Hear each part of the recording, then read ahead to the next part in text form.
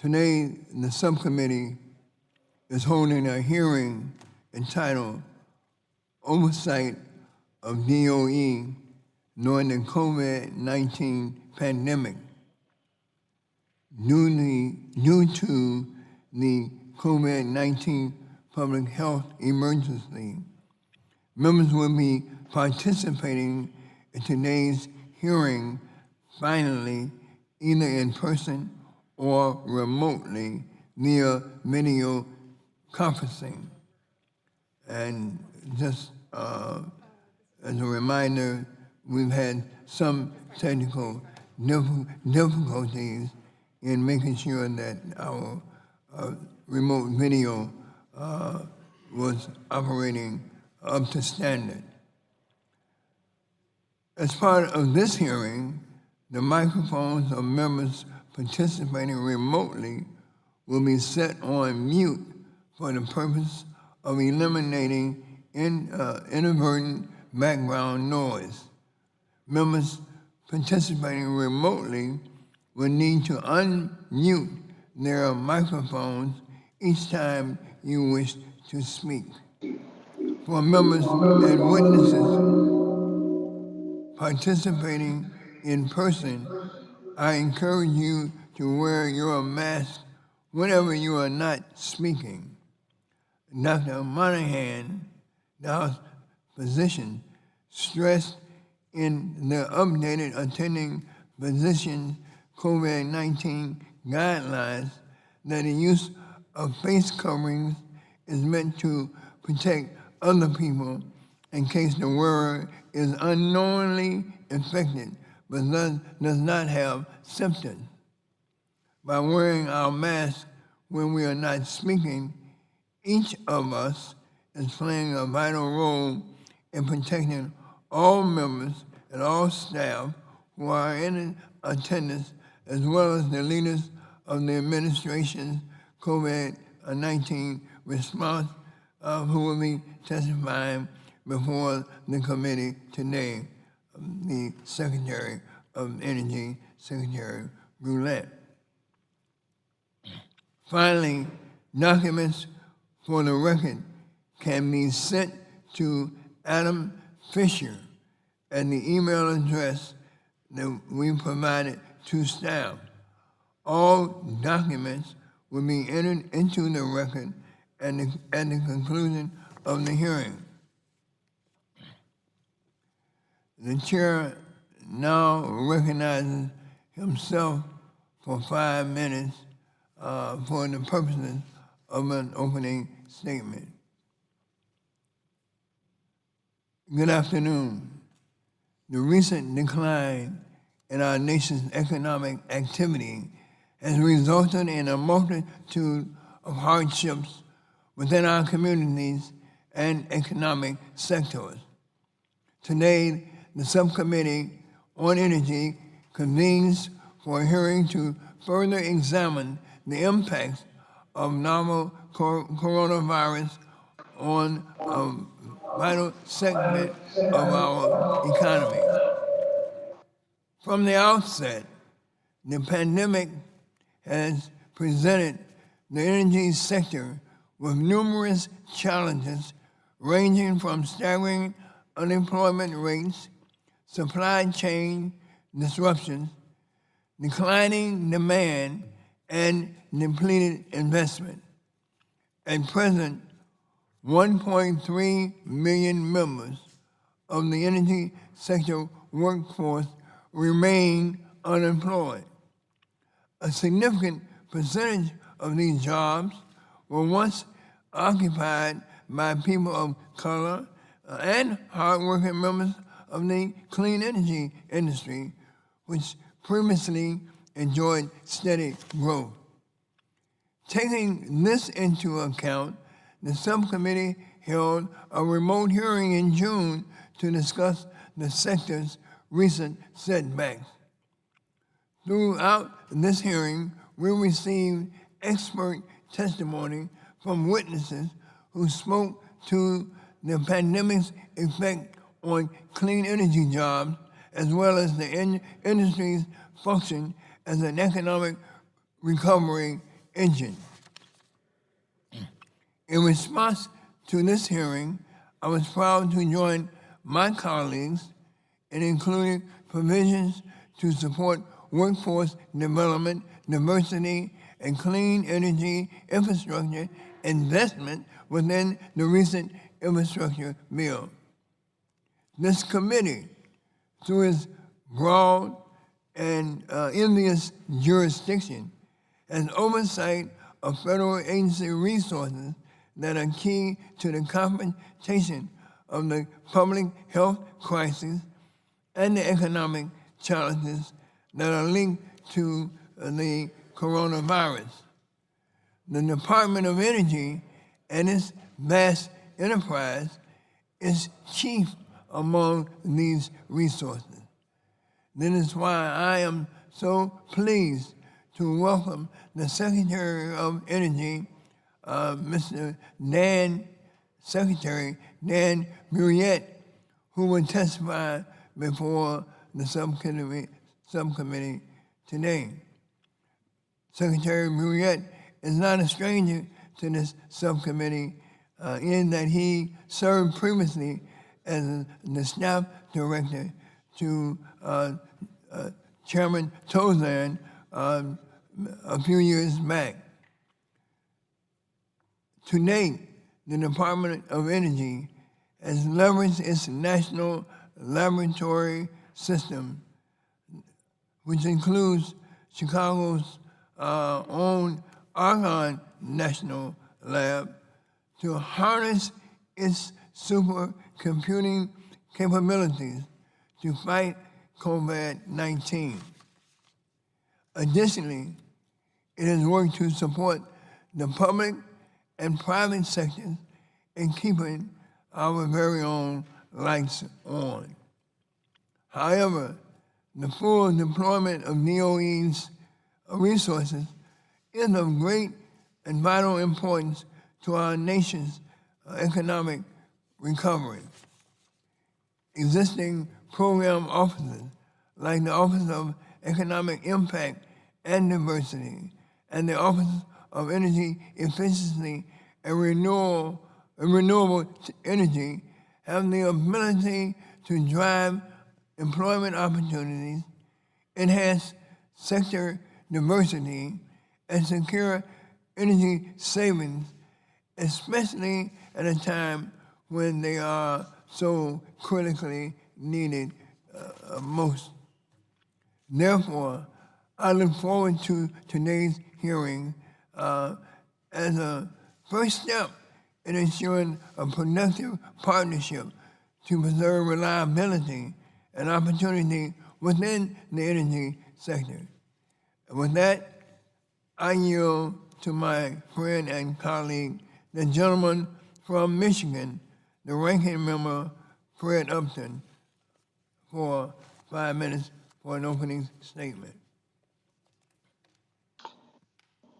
Well, thank you, Mr. Chairman, and welcome back to you, and welcome back, Mr. Secretary. You know, it's good to have you before the committee today, and certainly good to see you're thriving after your promotion to Cabinet Secretary. We've all said from the beginning, fortunate to have somebody like you at the helm at the Department of Energy. And when you testified before us, Deputy Secretary, that was 2.5 years ago, back in 2018. You know, hearing I chaired, the committee was looking at DOE, what steps Congress should take to ensure that the department, the economic, and are going to be confronting the nation. Or, given the committee's jurisdiction from the opponents of the Secretaries of Energy, and of Science, and you led off with number 2 of the department. So that formed legislative initiatives. For example, we ability to address emerging hazards, structure, to modernize the road, diplomacy to improve and advance nuclear and other energy policy, and to improve programs like minority workforce development, important to all of us. So fast forward to today, and many of these policy issues remain critical. The COVID-19 pandemic and the severe economic and energy sector impacts have highlighted why a well-functioning DOE is so important.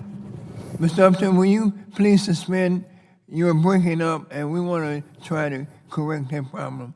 We are sitting on the edge of our seat trying to hear what you have to say. I'll wait for your green light.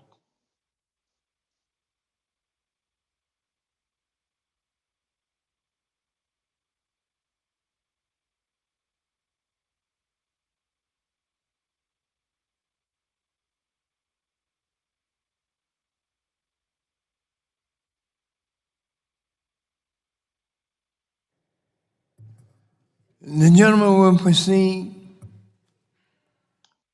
Okay, in your own testimony, Mr. Secretary, you highlighted how DOE brought the capabilities of its scientific and technological advances resources to the COVID fight. And data on compound screening with the supercomputer at Oak Ridge, the use of the Argonne Labs Advanced Photon Source User Facility to characterize the virus, and the work with leading tech companies illustrate the benefits of collaboration across the DOE complex with the private sector. And we heard testimony just to this point 2 years ago, and now we see how it can work in a crisis.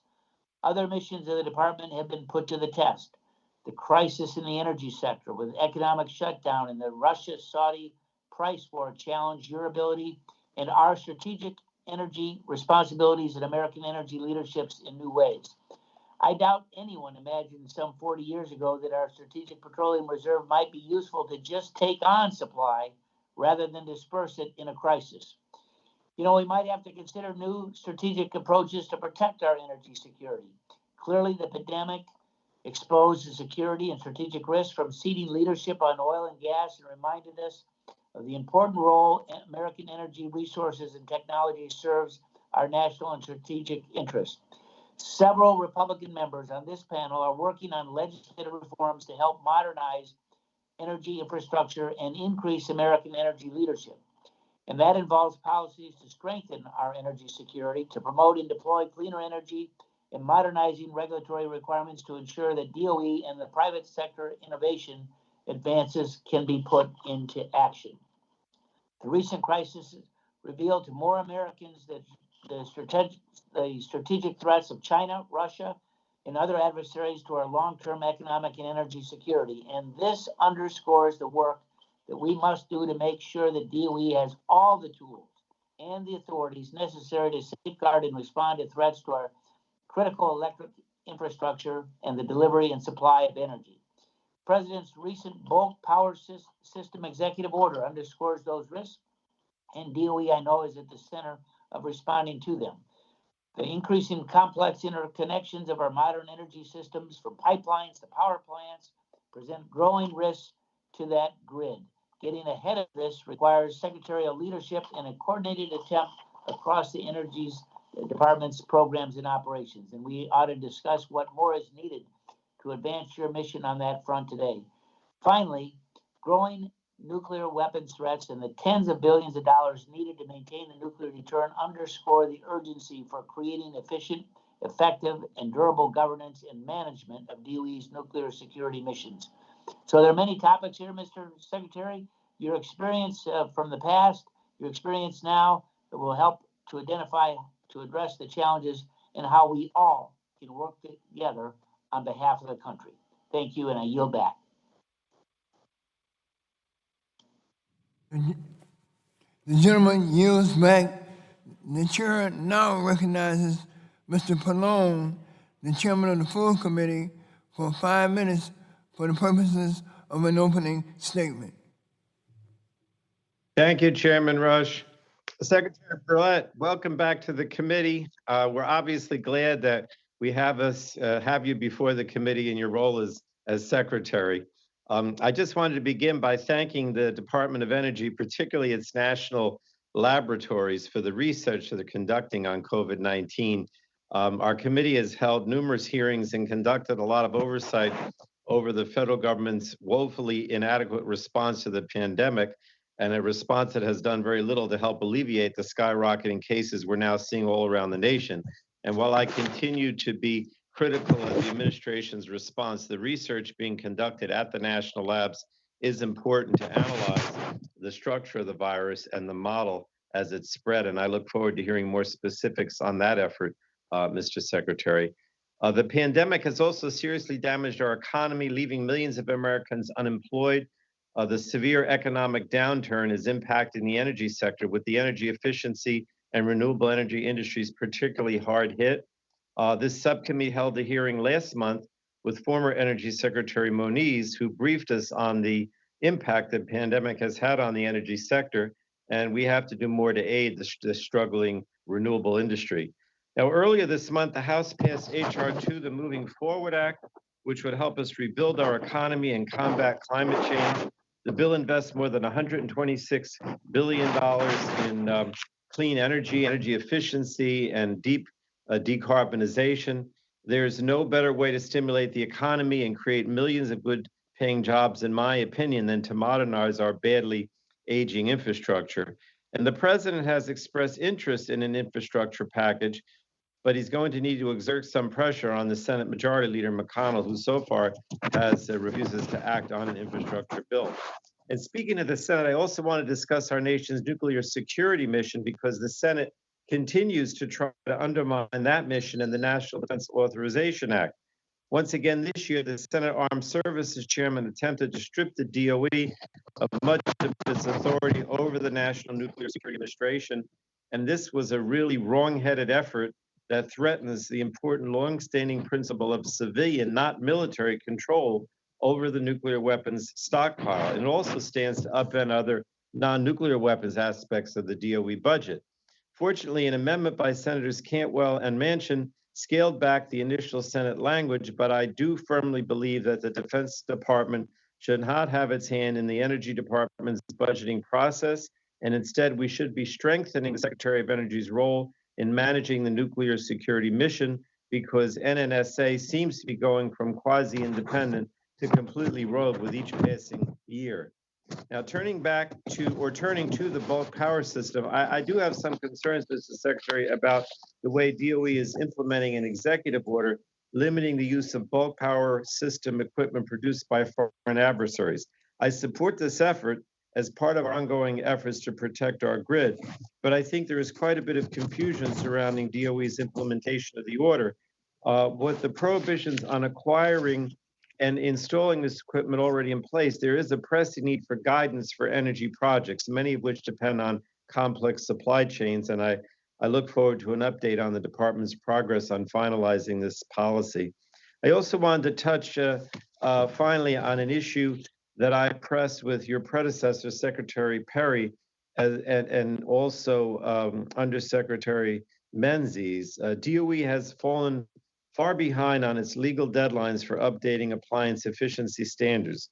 And this is almost hard to believe, but DOE has now missed 26 statutory deadlines for updating efficiency standards.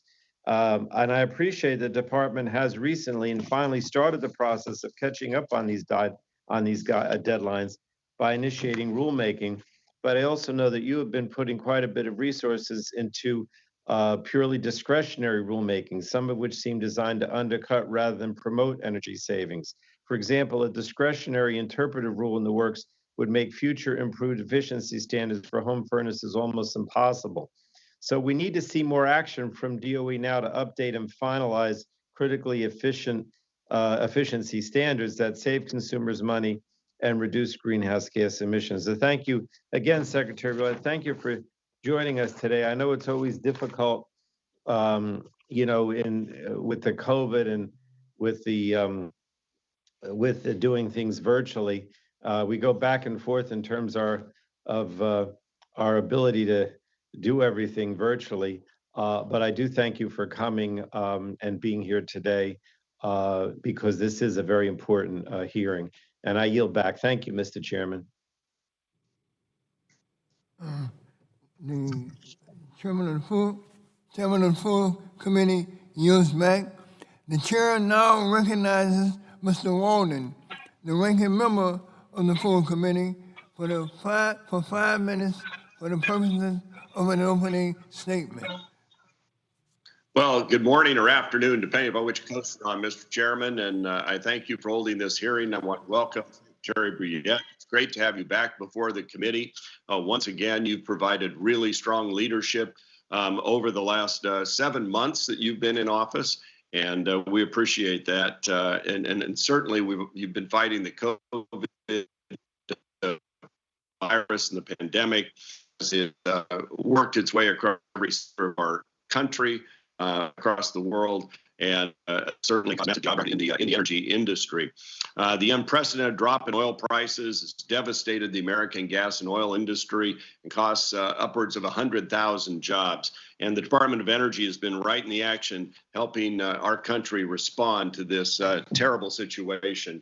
And so going forward, the work is on top of the other important responsibilities that the department has, certainly. And these range from executing on the nation's nuclear deterrent mission to protecting our critical energy infrastructure, supporting a robust R&D program, keeping the nation's lab facilities and capabilities up to date, and cleaning up defense sites such as that at Hanford in Washington across the river from my district. Most people do not appreciate all of the responsibilities that you have at the Department of Energy. It's a national security agency, an energy security agency, having time to produce every nuclear warhead in the U.S. arsenal, powering our nuclear navy, and serving critical roles in non-proliferation, international nuclear security, and other energy security missions. DOE is a world-class science, engineering, and technology agency. It's an environmental energy engineering and cleanup agency. All of this is interconnected across a complex of national labs, production sites, and facilities involving a contractor workforce approaching 100,000 people. Managing this enterprise is never easy. It's a complicated job, and we know that. But the upshot is the tremendous benefits for the nation, for security, for science and innovation, for keeping America in the lead across the energy landscape. The key ingredient for success here is the innovative science and engineering capabilities fostered through a cohesive DOE enterprise and the multidisciplinary teamwork that emerges from that. This synergy among the weapons labs, the science labs, and the energy and environment labs are critical for success. Think about the supercomputing and big data capabilities of the agency, the computational science, the advancing computing architecture created by DOE's science and weapons programs is essential for modeling nuclear weapons stockpile. But the cross-mission benefits of this are clear. Look at the use of Oak Ridge's Summit computer to screen compounds for COVID-19 vaccine development. National security material science programs at the Pacific Northwest National Lab, which I've toured, have translated into technologies for scanning at airports, for cybersecurity protections, and even advanced battery production. And this works both ways. The advances in nuclear fuels and technology at the Idaho National Lab attracts the expertise and informs the knowledge base for Navy nuclear. You can extend this to other important missions. DOE's work on advanced nuclear, coupled with our work to ensure efficient NRC licensing, for expanding peaceful use of atomic energy. This is the cornerstone of the nation's nuclear policy, a hallmark of civilian control of the nuclear enterprise, and an important tool not only for national security, but also a key solution to exporting cleaner energy around the world. Our duty on this committee and in this Congress is to make sure the Secretary has the tools and authority he or she needs to execute the department's missions. Our goal is to maximize the benefits of the DOE enterprise for America. So I look forward to exploring what more we can do to be of assistance today, Mr. Chairman and Mr. Secretary. And I want to share the concerns expressed by the chairman of the full committee with regards to the NDAA and what it does, purports to do to the civilian side of the nuclear weapons program, and to diminish the important role of the Secretary of Energy. And Chairman Pelote and I are working together shoulder to shoulder on fixing this problem in the legislation the House is going to take up. So with that, Mr. Chairman, I'll yield back the balance of my time and look forward to the discussion. The ranking member yields back. The chair would like to remind members that pursuant to committee rules, all members' written opening statement shall be made a part of the committee's records. And now it is my pleasure and honor to welcome once again before this committee our witness for today's hearing. As been noted,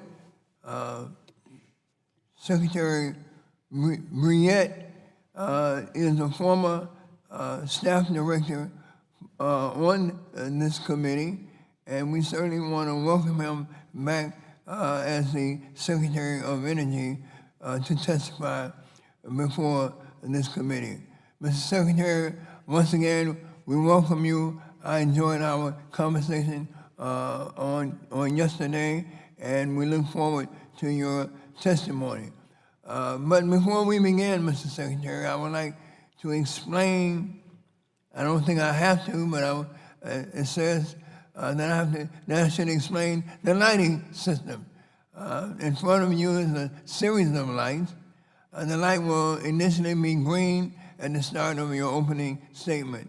The light will turn yellow when you have 1 minute remaining, and please begin to wrap up your testimony at that point. The light will turn red when your time expires. Secretary Briette, again, welcome back to the subcommittee rather, and you are now recognized for 5 minutes for an opening statement. Thank you, Mr. Chairman. Thank you for the honor of being here again, and thank you for that gentle reminder. I must say it's much better to be on that side of the dais than on this side, but thank you for that gentle reminder. And also my compliments on that mask.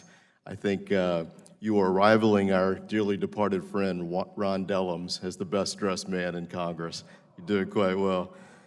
But thank you, Chairman Rush. Thank you, Ranking Member Upton, as well as Full Committee Chairman Pallone and Ranking Member Mr. Walden. It's an honor to appear before you today to discuss the United States Department of Energy's response to COVID-19. And I failed to mention, Mr. Rush, I'd also like to thank you for your warm welcome at our artificial intelligence event last fall in Chicago. The hospitality could not have been better. Thank you for that, sir. I appreciate that. When the COVID-19 pandemic hit the United States, President Trump very early on directed the whole of government approach to defeating this virus. And I'm proud to report to you that DOE's national labs and their world-class facilities have been on the front lines of this important mission. 7 of our labs are partners in the COVID-19 High-Performance Computing Consortium, which the President announced in March. This public-private partnership, which is spearheaded by the White House, DOE, and IBM, including government, industry, and academic leaders, is unleashing the power of America's supercomputing resources to combat COVID-19 all around the globe. We're very excited about the growing international participation in this consortium to battle the pandemic worldwide. We at DOE have established a national virtual biotechnology laboratory, which is using the full range of our facilities in the effort against COVID-19. We've set up a portal which will enable America's innovators to easily access essential resources and connect and partner with experts at all of our national laboratories. And as the chairman mentioned, the scientists have used Argonne Laboratories' advanced photon source to characterize more than a dozen proteins, which are potential targets for medicines and countermeasures from COVID-19, including one that allows it to hide from the immune system, and working with our Oak Ridge National Laboratory in Tennessee, another protein that enables it to reproduce. Researchers at Oak Ridge have screened more than 8,000 drug compounds for 77 that have potential use in this fight. Oak Ridge is also helping mass produce healthcare supplies such as masks and face shields, and they're doing it in record time. They're also producing and developing low-cost N95 respirators that can be cleaned and later reused. Scientists at the Berkeley lab are using the facilities there to identify neutralizing antibodies that could be used as preventative treatments or post-exposure therapies. This COVID-19 pandemic has also led to challenges that go well beyond the virus itself. In March, we faced an oversupply of oil due to some decisions made by key nations following the collapse of OPEC Plus negotiations, while also facing a nearly catastrophic decline in demand due obviously to the pandemic. The President facilitated an agreement between Saudi Arabia and Russia, the co-chairs of OPEC Plus, on terms that were favorable to the United States. As the largest energy producer and consumer in the world, we were able to engage other nations from a position of strength and authority, and the agreement brought stability to energy markets around the world, and it helped produce or protect America's energy producers. Following through on President Trump's direction, we opened the Strategic Petroleum Reserve to store excess oil from U.S. producers. Crude oil deliveries from approximately 21 million barrels to the SPR have now been completed. DOE is also working closely with states and stakeholders to ensure that renewable energy and energy efficiency sectors make it to the other side of this pandemic. In addition, our EERE office is working with the National Association of State Energy Officials to develop post-COVID economic development proposals using existing resources. We also worked with our nation's governors and public and private sector partners to ensure that our critical energy infrastructure was fully operational. DOE assisted the industry with access to personal protective equipment and testing kits. We ensured the inclusion of the energy section in workers in the Department of Homeland Security's guidance on essential critical infrastructure workforce, which promoted the ability of such workers to continue working during the closure orders and with social distancing.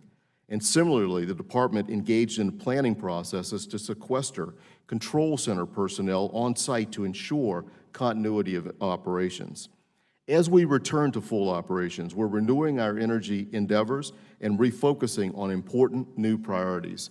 The bulk power system, the backbone of the nation's electric grid, is coming under increasing threat from foreign adversaries. On May 1st, President Trump signed an executive order to increase its security. My team and I will continue to work with other federal departments and industry partners to eliminate vulnerabilities and develop policies to ensure its security and resiliency. That's my hope today, to make our nation safer and stronger, more prosperous, and more filled with promise than ever before. So thank you again, Mr. Chairman, for the opportunity. I look forward to answering your questions.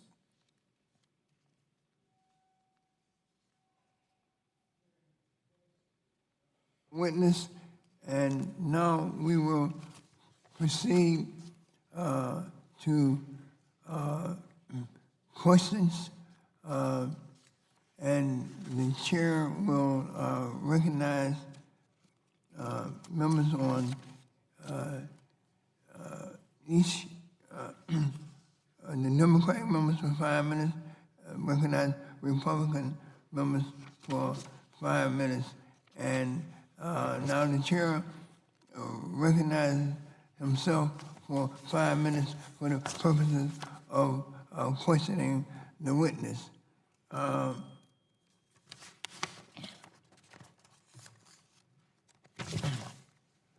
Secretary Brilliant, for the past 5 years, the U.S. Energy and Employment Report, also known as USER, has served as an essential resource for energy sector workforce insights.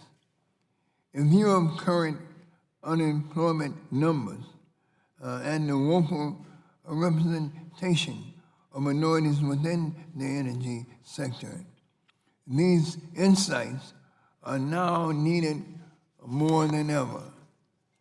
Last December, the Congress appropriated $1.7 million for the 6th annual USER and reiterated the importance of its using data collection methods consistent with previous installments to ensure accuracy. This means data collections should begin this September. Secretary Millett, what progress, if any, has the department made toward producing the next USER report, and will it be on time?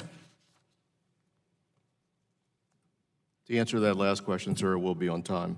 I have had many conversations with former Secretary Ernie Moniz about this as recently as this weekend, as a matter of fact. It is our commitment to you that we're going to continue to provide this type of information, this type of data to the U.S. Congress. I have proposed that we add some data collection to this particular process. We are, in fact, slightly behind with the data collection. There is no secret to that. I will own that responsibility. We have fallen slightly behind, primarily because of the COVID. We're working remotely. But nonetheless, we plan to contract with a data collection service very quickly. We will do that data collection all throughout August, September, and October of this year. We will then prepare the final report toward the end of this year and submit it to you. Well, thank you. How will DOE deploy its resources to include those within the Office of Economic Impact and Diversity to address job losses and diversity and inclusion? Well, sir, it's a broad-based effort that we have at the Department of Energy. It focuses on not only the department itself, it goes well beyond that and into the industry, but I'll focus my comments on the department itself and let you know what we have done since our last conversation, which was, I think, approximately 18 months ago when I was before the committee. You tasked me at that point to take a look at this, and I have done that. And I want to report just really quickly. We have now revitalized what we refer to as our Minorities in Energy program at the department. When I came back from that hearing, I immediately tasked James Campos, who I think you've met with many times, to do exactly that. And the result of that effort is what we refer to as the new Equity and Energy Initiative. And it's designed to advise me as the secretary, but also expand the inclusion and participation in individuals in underserved communities in all programs at DOE and the energy sector more broadly. And I will tell you from my perspective as the secretary, I'll give you some quick results. The new hire diversity at the Department of Energy in fiscal year 17, there were 17% minorities that were hired as new hires. I'm happy to report to you that in fiscal year 20, this year, that number has now jumped to 31%. So the program is working. James is doing a great job leading that effort. I'm proud of the fact that we are the only department, or one of the only departments, that has a program that's completely dedicated to this. And as you know, sir, James is a Senate-confirmed person, so it's a very high-ranking position within our department, and I think he's doing a great job. We're going to continue the good work in this program. Mr. Secretary, I have just a few seconds left. Would you also address the FEMP program? I mentioned that on the phone to you yesterday, and what's the status of the FEMP program? The FEMP program is moving forward, sir. I think there's a couple things. Energy efficiency in federal buildings is key to energy savings. I know that Chairman Pallone and others have mentioned some other energy efficiency programs that deal with appliances, but one of the greatest savings that we can find is in the federal complex itself. And I just recently had an opportunity to visit the roof of the Department of Energy, and I noticed that there are some solar panels up there that are badly outdated, and we need to update them. So I'm going to work with Ms. Capter on the Appropriations Committee and potentially find some additional resources that we can upgrade the efficiencies within our own department, but also work with other agencies to do exactly the same thing. That's where some of our greatest savings will come from. Thank you. My time is concluded. Yield back whatever I have remaining. I now recognize the ranking member, Mr. Upton, for 5 minutes for the purposes of questioning the witness. Well, thanks again, Mr. Chairman. And Mr. Secretary, I want to ask a couple questions, but I'd like to begin on focusing on grid security. Back in May, the President issued an executive order to secure the U.S. bulk power system, and having many of us a number of classified briefings, it's crystal clear that the threats to the bulk power system by foreign adversaries constitutes what could be a real national emergency. The grid is absolutely fundamental to our critical infrastructure, our national security, and our economy. If a foreign adversary were able to take control or degrade electrical equipment such as a transformer, we could be in very serious trouble. So what is the status of DOE's rulemaking to implement the executive order? And are there statutory authorities that Congress should consider that would provide DOE, that could provide DOE on a more promising basis?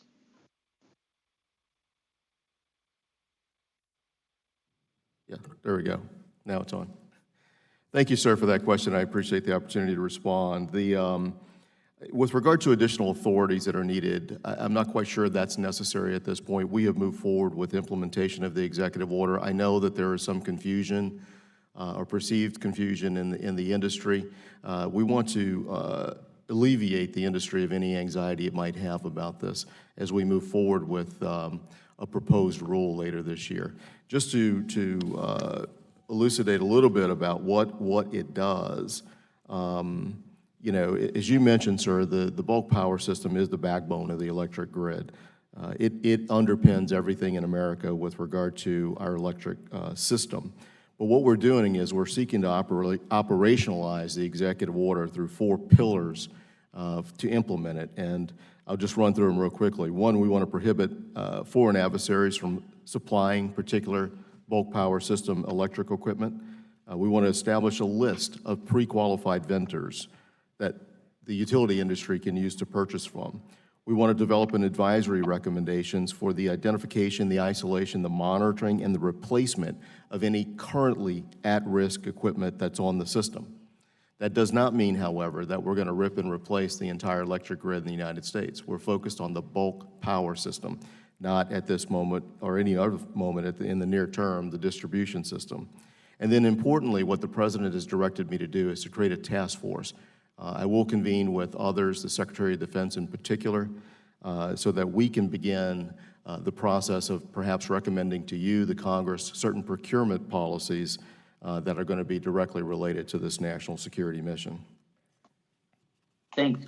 Should we be doing anything about gas pipelines as it relates to their safety? I'm sorry, Mr. Upton, I didn't hear that question. Is there anything that we should do regarding gas pipelines? You know, Mr. Upton, you have a long history in the telecommunications world, and if I were to point to one thing that we can do an even more aggressive job with regard to pipelines, it would be in the area of cybersecurity. The major pipelines are doing just fine. We work with them very closely. They're very much a part and parcel to what we do at DOE. The CEOs are very, very engaging and collaborative. If I have a concern about pipelines in America today, it is perhaps with regard to some of the smaller members of the industry. They simply, in some cases, just do not have the resources that are needed to protect the infrastructure in the manner in which we would like to see it be protected. I would look forward to working with you, members of the committee, others in the industry, to help design programs and policies that might address what I think is a growing national security concern. Finally, let me just ask you about a bill that I introduced a few weeks ago, H.R. 7435. It's the Methane Emissions Reduction Act. It authorizes DOE to reduce methane emissions from flaring and venting natural gas and production activities. As you know, states are the primary regulators of oil and gas production activities, so it's not a DOE regulatory program. The goal is to get DOE to work with the state, certainly Michigan, to provide and accelerate the most promising innovative new technology to reduce methane emissions. While the oil and natural gas produced in the U.S. is already moving among the cleanest in the world, would you agree that there is more that we can do to reduce methane emissions even further? You're mute I now. didn't hear the last part. Would you agree that it would be advisable to reduce methane emissions more than what we do today and be able to work with the states? Yes, I do agree. Methane is a very intense carbon or a very intense greenhouse gas, and I think it's important that we reduce the emissions. While I recognize, as you pointed out, this may be an issue perhaps better addressed in the EPA world, I would also report to the members of the committee that we are working with the industry, and we have looked at various technologies that might help with methane emissions. I was just recently in Pennsylvania. I saw some product there that is actually made from coal. After the refining process in coal, you're left with a very fine powder, which can be added to a natural gas pipeline, which actually works to seal the pipeline in a manner that contains the methane. So perhaps will help the industry over the long term to reduce these types of emissions. Gentleman yields back. The chair now recognizes the chairman of the full committee, Mr. Petroleum, for 5 minutes for the purposes of questioning the witnesses. Thank you, Mr. Chairman. Mr. Secretary, I wanted to try to get in this 5 minutes some questions about the Secretary's or your role or authority over NNSA, and then I wanted to ask a little bit about the appliance efficiency rules. So I'll try to get through it. The Secretary, there's been efforts over the years, as you know, to strip away the Secretary of Energy's authority over NNSA, and most recently to strengthen the Nuclear Weapons Council's authority in determining NNSA's budget within the Secretary's own department. Just tell me why you think this is a wrong approach. Well, sir, let me see where I can start with that. I think it's important to recognize, as I think Chairman Rush mentioned and Chairman Walden alluded to, Ranking Member Walden alluded to, not many people understand the Department of Energy and its actual mission. They don't know the breadth of the portfolio, the breadth of the mission. Every year, the Secretary of Energy, along with the Secretary of Defense, must certify the stockpile. And in essence, in plain language, ensure to the President that it will do what he or she would like it to do if they needed to use it. That certification process is signed at the cabinet level. And it is important that the Secretary of Energy see the entire process for the development of the budget, the operations within NNSA, all of the activities that occur within the national weapons labs, in order to remain comfortable that that certification is in fact solid, for lack of a better term. It's very important that I see that. And then I think this is extremely helpful. I'm concerned about the impact these, you know, what NNSA, you know, what the Nuclear Weapons Council is trying to do is going to have a negative impact on DOE and its budget. But from a broader perspective, some argue the NNSA mission is more aligned with the Department of Defense. Why should NNSA be housed in the Department of Energy? Why would you disagree that it should be more defense-oriented? Well, you know, the security of the national security enterprise writ large, it's always been firmly grounded, always been firmly grounded. If you look back at the history of the department, all the way back to the Atomic Energy Commission, our predecessor, it's grounded in the science, the technology, the engineering, and the manufacturing expertise of the DOE National Laboratory System. And NNSA draws heavily upon the various elements of all of the DOE laboratories and the sites, and it creates a synergy that can't be replicated anywhere else in the U.S. government. It certainly can't be replicated within the DoD complex. All right, and then I wanted to just in the last 2 minutes about the appliance efficiency rules. We've already had a little discussion. How many efficiency rules do you expect to finalize between now and the end of the year? And those, how many respond to statutory deadlines and how many are discretionary? I know that this problem was inherited by you. I'm not suggesting that you created it, but I'd like to know how many efficiency rules you do expect to finalize between now and the end of the year, and how that, which ones are statutory and which ones are discretionary, if you could. To be honest and to be just point blank, sir, I'll do as many as I possibly can. I know this has been an issue for you. I know that you have raised it with our Undersecretary, Mark Menzies. I appreciate the concern you have. I reviewed Mark's answer before the committee. I agree with it. I think he's correct about some of those things. But I just want to let you know that I will do as many as I can before the end of this year. And I'll just tell you really quickly, thus far in 2020, we have published 18 notices that are related to conservation standards and 9 notices that are relating to test procedures. And that's about 3 times more than what we did in 2018. So we are beginning to make some real progress here, and you have my firm commitment that we will move as aggressively as we possibly can.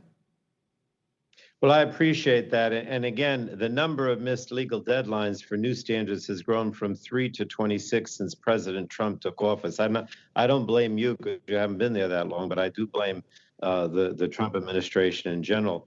And I'd like to see you focus more on meeting legal deadlines and less on discretionary rules that undercut energy savings. But thank you for that response. Thank you for being with us today. I yield back, Mr. Chairman. The gentleman yields back.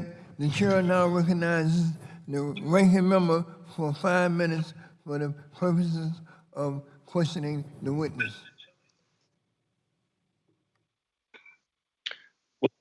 Chairman, Mr. Secretary, again, for your leadership of the agency and your commitment to meeting these deadlines. As you know, as I mentioned, Chairman Pallone and I have jointly teamed up on an amendment that integrates personnel of DOE and NSSA so legal, budgetary, and other mission support functions operate more effectively across the DOE enterprise, and the administrator can focus more effectively on mission execution consistent with DOE authorities. So my question is, why does it make sense from your perspective for the Secretary of Defense and the Secretary of Energy to co-chair the Nuclear Weapons Council, the NWC? Why does that make sense?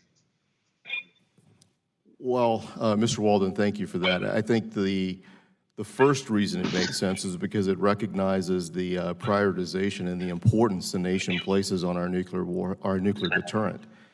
It elevates the visibility and, frankly, the accountability of our nuclear deterrent, and it better ensures the fidelity of the budget process in both of our agencies. I think it's important to recognize that, you know, for instance, the Secretary of Energy not only has responsibility for the warhead program, I also have the responsibility ultimately for the cleanup of the manufacturing processes that are used in the development of the warheads under our environmental management program. Both of these are funded with defense dollars, O50 dollars, and if you think about it as a pie, what I think some of the Senate language would do is to, if you think about it as a pie, if you take one piece and make it bigger, the other pieces are typically going to get smaller. So in the case of the environmental management program, if you have a sub-cabinet council within the Department of Defense focused exclusively on the weapons portion of the budget, what might happen is that the weapons program gets much, much larger at the expense of the environmental management program. Only the Secretary of Energy is in the position to balance the needs all across the programs.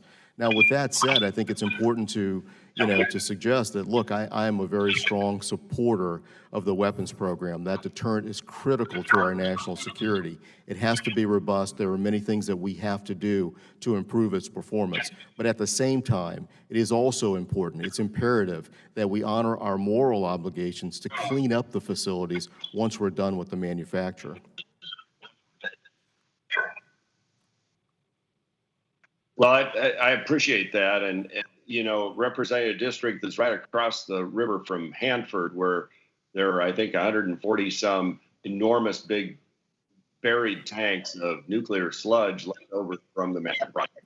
And tunnels that continue to collapse at times and release radiation. That cleanup effort is essential to the public health. Will the ranking member please yield? Members who are on the participating remotely, will you please mute your phone until you I ask you to unmute? Will members please mute your phone, those who are remotely participating in this hearing? We're getting feedback. The gentleman will proceed. Thank you very much, Mr. Chairman. I appreciate that. Anyway, I'm very concerned about making sure we stay on pace to get the Hanford mess cleaned up. The date's clear back to World War II. On another matter, can you describe how you work with the Defense Department to plan and budget for the nation's defense nuclear programs? All right, Mr. Walden, I didn't hear that. Yeah, if you can talk about how you work with the Department of Defense on the budgeting Sure. for the nation's nuclear weapons programs, that would be good. And does the language in the NDAA, does that make you subordinate as a cabinet secretary to an undersecretary at DOD? Well, I think some of the original drafts of the amendment perhaps would have done that. The way it typically works is that the DOD sets the requirements, the military requirements that it wants to, and it does it through the nuclear posture review in the case of the warhead program. What we do at DOE is match our manufacturing capabilities to their military requirements. This is coordinated through the Nuclear Weapons Council. which is chaired by an Undersecretary of Defense, and then the Undersecretary of Energy who runs the NNSA is also a member, as well as the chairman of STRATCOM and other important members of the military complex. Together, they review those requirements, and then we establish a budget based upon their requirements. My understanding of some of the early Senate language was that I would be required to submit the DOE budget to the Weapons Council. So in that sense, the Secretary would be subordinated to a sub-council within DOE. And I think the language would have further required that I accept their recommendations and further send those to OMB and then ultimately to Congress for consideration. As I mentioned earlier, if that were the process that the Congress were to adopt, it would present some unique problems to the cleanup facilities all across the world. You asked earlier, though, about the importance of, the elevation and maybe moving this to the Secretary's level and perhaps providing both the Secretary of Defense and the Secretary of Energy some additional line of sight. I think it's also important to remember that, as direct reports to the President and as members of the National Security Council, perhaps the both of us are in the best position to balance the needs of our respective departments. All right. Thank you, Mr. Chairman. I've run out of time. Thanks for your leadership and for answering our questions. We appreciate it. Thank you, sir. Gentleman yields back. The chair now recognizes the gentleman from California, Mr. Peters, for 5 minutes.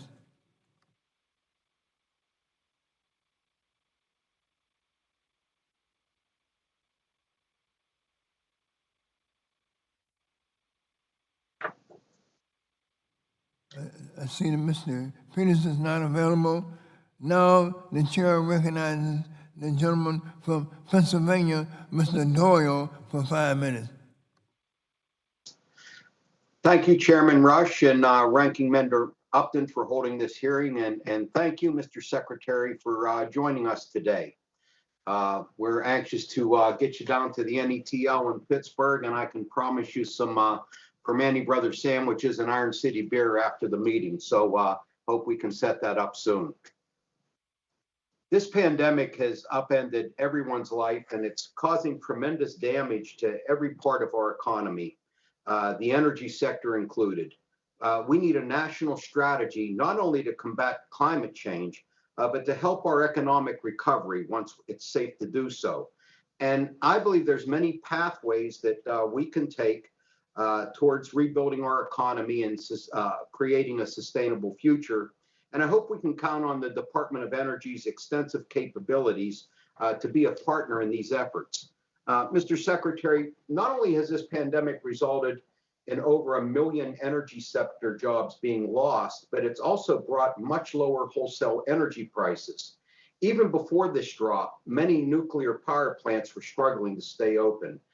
Tell me, what policies can we enact to ensure that we don't shut down more well-run nuclear power plants? And how can we ensure, as advanced nuclear technology becomes commercialized, that we're building these plants in communities that have been hurt by the closing of industry or fossil fuel plants? So thank you, Mr. Doyle, for that question.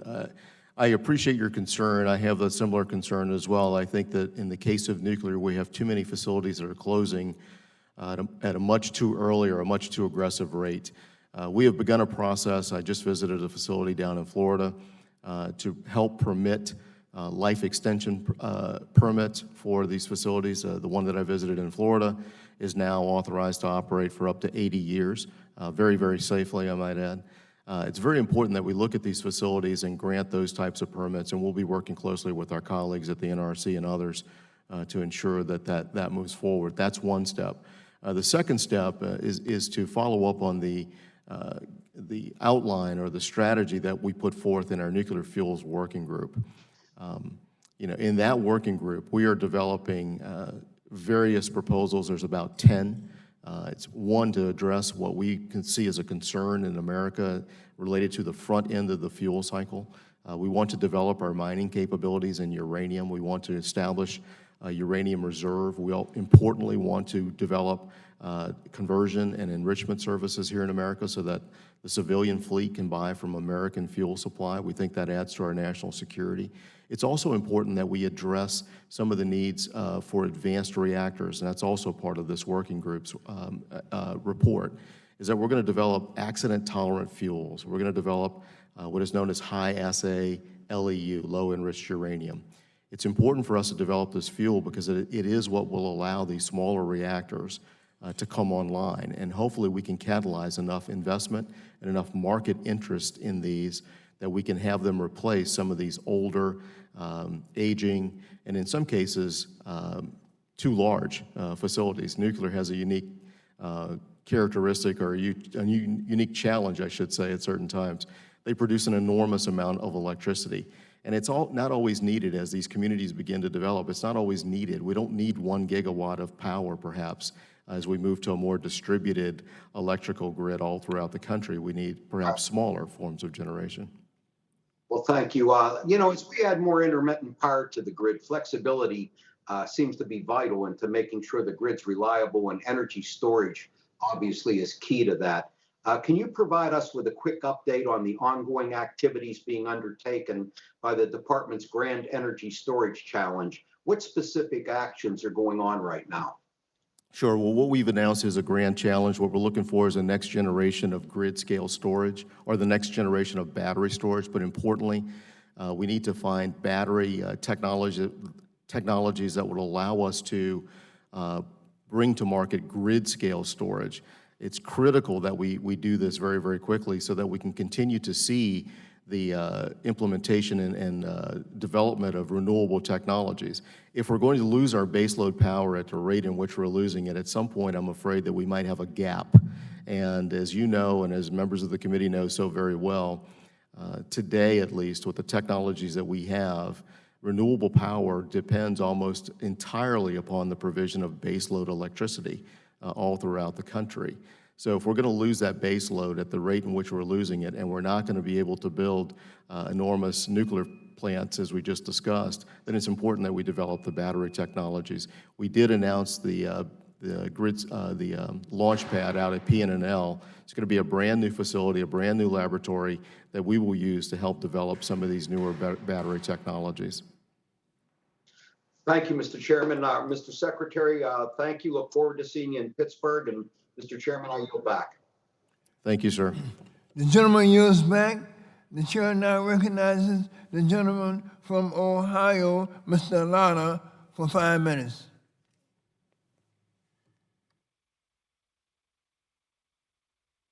Well, thank you, Mr. Chairman, and thank you very much for holding today's hearing.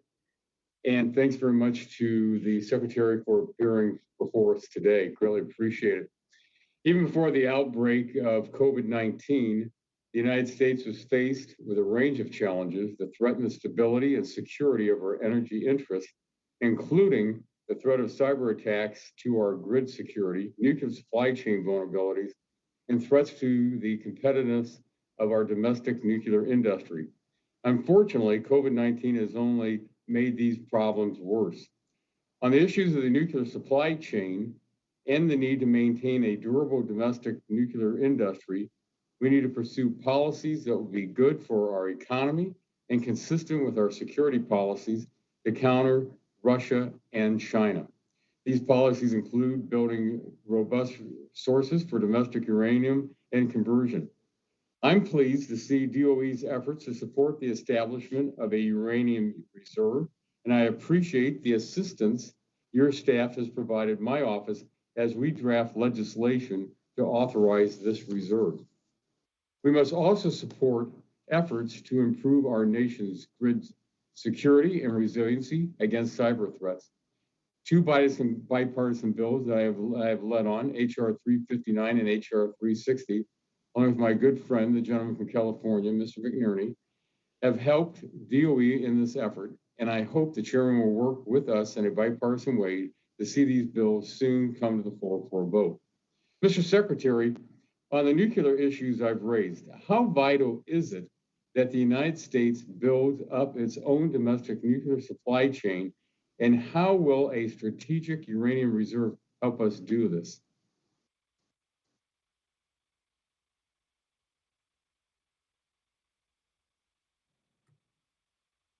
The button, there it goes. The button wasn't coming on there for a minute.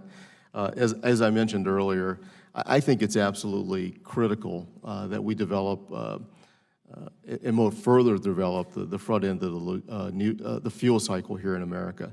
You know, we've lost our leadership edge in America with regard to the provision of nuclear power. And today, I don't have the exact number, but the vast majority of the fuel that is purchased by the civilian nuclear fleet here in the United States is purchased primarily from Russia. And they supply the fuel chain. So if we were to lose that, I think we endanger Americans all across the country, and that's very important for us to address. That's what we're attempting to do. We think we should create a reserve, a uranium reserve, that includes not just pulling the uranium out of the mine, but all of the processes that go along with it. So the conversion process, the enrichment process. We think we need to bring these businesses back to America to ensure the security of our fleet and to ensure the security of the provision of electric power here in the United States. So that's the commitment of our administration. That's what we're looking for support for in this nuclear fuels working group. Well, thanks very much, because I appreciate what DOE is doing. And would you support legislation then that would ensure the durability of a program like this by specifically authorizing it? Sure, yes. Okay, great. I really appreciate it. On the grid security issues in your testimony, you referenced the administration's concerns about securing the bulk power system as evidenced by the president's executive order in May. How important is it to secure the bulk power system against cyber threats? And do you believe that legislation like HR 360, which establishes a voluntary cyber-sense program to test the cybersecurity of products and technologies intended for use in the bulk power system, would be helpful in this effort? I would certainly work with you to develop legislation and look for the authorities that might be helpful. I feel that we have most of what we need at this moment in time, but I'd be very much agreeable to working with you on a potential bill that might further address some of the issues. With regard to the bulk power thing and what we're seeing all throughout the industry and what we have noticed in some of the power marketing administrations that we run at DOE, like BPA and what is known as WAPA, the Western Area Power Administration, we have noticed that much of the manufacturing for the equipment that goes into our system is being made in China. And China, as we know, has changed its doctrinal approach to the United States, and they've become more and more of an adversarial nation. And what we're beginning to be concerned about is perhaps the provision of some technologies within the equipment that we're purchasing that allows communications back to Beijing, or may allow some manipulation of the electric grid because of the equipment that's being placed into things like transformers. So we've identified this. We're working very closely with one of our national laboratories. We're evaluating a certain piece of equipment right now that's in the public domain. And we look forward to providing some reports not only to the intelligence community within the interagency, but also to the United States Congress as well as to our findings there. Well, thank you very much, Mr. Secretary. Mr. Chairman, my time's expired and I yield back. The gentleman yields back. The chair now recognizes Mr. Sarbanes of Maryland for 5 minutes.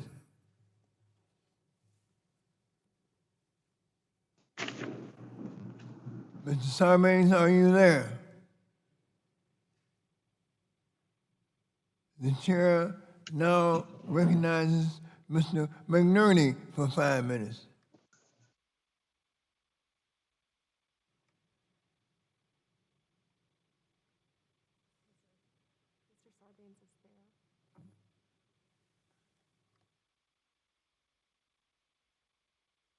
I understand Mr. Sarbanes is having some problems unmuting his microphone.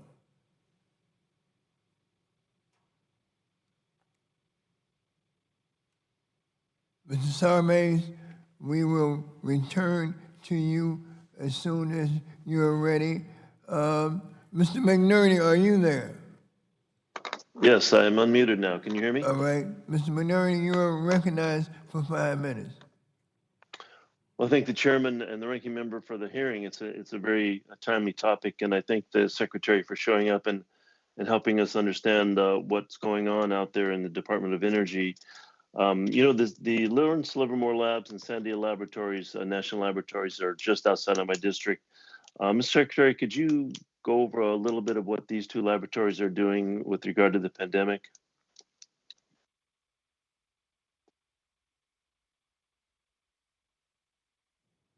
Sure. There we go. So, yes, sir, and I'll get you a very detailed report on some of the activities that are occurring in those labs, but in a very high-level way, I will tell you that both labs have been engaged. What we've done is we've utilized the bioscience capabilities in particular of those two labs to help identify the proteins that are unique to this particular coronavirus. And as we've done that, we've been able to advise some of the doctors about the reactions to certain drugs. We've been able to predict in certain cases the spread of the virus. Both labs have been very capable artificial intelligence experts there, and they've helped us design predictive modeling in certain cases that can, in certain cases, go all the way down to the county level. And they've been very, very aggressive in doing that. We appreciate their support. Well, good. I look forward to the detailed reports that you have there, Mr. Secretary. As you noted in your testimony, our nation's electric grid, the bulk power grid, is coming under increasing pressure. This has been discussed by a couple of other of our members here this morning. I'm concerned that the executive office is not doing enough to counter the threat beyond issuing the executive order. Can you provide us in a committee an update on Russia's cybersecurity capability as they relate to the bread, and why hasn't the president been more aggressive on addressing their capabilities? I didn't hear the first part of that question. I apologize. Well, basically, the nation's coming under, our bulk grid is coming under increasing threat, particularly from Russia. And what I'd like to know is, what is Russia's capability, and what has the administration done to counter that, other than just issuing an executive order? Capabilities with regard to what? The cyber attack capabilities. Oh, cyber attack capabilities. I'm sorry, I didn't quite catch that when you first answered the question. Asked the question. Russia is a very sophisticated cyber actor in the marketplace. What we have done at the Department of Energy is to utilize our supercomputing capabilities in places like Oak Ridge, at PNNL out in Washington State. And we've begun very aggressively applying things like artificial intelligence to cyber technologies. And what it's allowed us to do is to blunt many of the attacks that we see coming from places like Russia. And I would dare say that they are perhaps the most sophisticated cyber actor in the marketplace today, perhaps followed very closely by China and then by Iran. But that's our contribution to this national effort that's being led by a number of different players, including the U.S. Department of Defense Cyber Command. Well, honestly, I haven't seen any evidence of aggressive administration action to counter that threat. So I think that it would be in the nation's interest to acknowledge that threat publicly so that Americans are aware of it, and also to help identify what we can do to prevent that and to counter that. Going on, as you may be aware, I'm the lead sponsor of the Nuclear Waste Amendments Policy Act of 2019, along with Mr. Shimkus. The bipartisan bill passed out of committee unanimously, which shows that there's a significant supporting in the House and in this committee to move forward with nuclear waste handling. So what I'm wondering is, considering the decades-long standstill over the debate on the Yucca Mountain, how does the administration envision developing a science-based solution that can earn the approval of the states involved? Yes, sir. With regard to your first question, I'd be happy, sir, to come up and brief you in a classified setting some of the activities around Russian cyber activity, I'd be happy to do that at your convenience. So I'll reach out to your office and schedule something, if you don't mind. Okay, appreciate that. With regard to, spent fuel storage, as you know, the Congress has been deadlocked on funding for that particular program for many, many years. Our authority to do anything is restricted somewhat by the Nuclear Waste Policy Act. We are using the scientific capabilities within the Department of Energy, our nuclear expertise, to potentially explore other options. We're somewhat limited. We can look at interim storage ideas, but only within a very small window and a very small window of authority in the current law. So I'm happy to share those with you. I will come back and brief you at your convenience on that as well. Okay, I'll be glad to work with you on that, Mr. Secretary. It's an important issue that we need to solve, so thank you. I yield back. Sure. The gentleman yields back. The chair now recognizes the gentlelady from Washington State, Ms. McMorris Rogers, for 5 minutes. Thank you, Chairman. Thank you, Secretary Bruyette, for being here today, being with us today. Good morning, everyone. I appreciate the work of the Department of Energy and what you're doing to secure America's future and ensure the safety of our grid from foreign adversaries, whether it's Russia or China or others. I share some of my other colleagues' concerns about provisions in the Senate NDAA that threaten to undermine the Secretary of Energy's management and oversight of our nuclear weapons program. As been pointed out, this misguided effort would erode the Secretary's budgetary oversight of the National Security Administration, the Nuclear Security Administration, with the unprecedented insertion of the Nuclear Weapons Council into DOE's budget preparation and oversight process. The American atomic energy programs have been under civilian control since the end of World War II, and the establishment of the Atomic Energy Commission, DOE's predecessor, I believe maintaining clear civilian and cabinet level oversight of our nuclear weapons program is essential for our nation. Moves that insert the Defense Department into DOE's planning could also have a harmful impact on other important priorities, like the ongoing cleanup of our country's nuclear production complexes. Just outside my district, near the Tri-Cities in Washington State, is the Hanford site, which others have mentioned.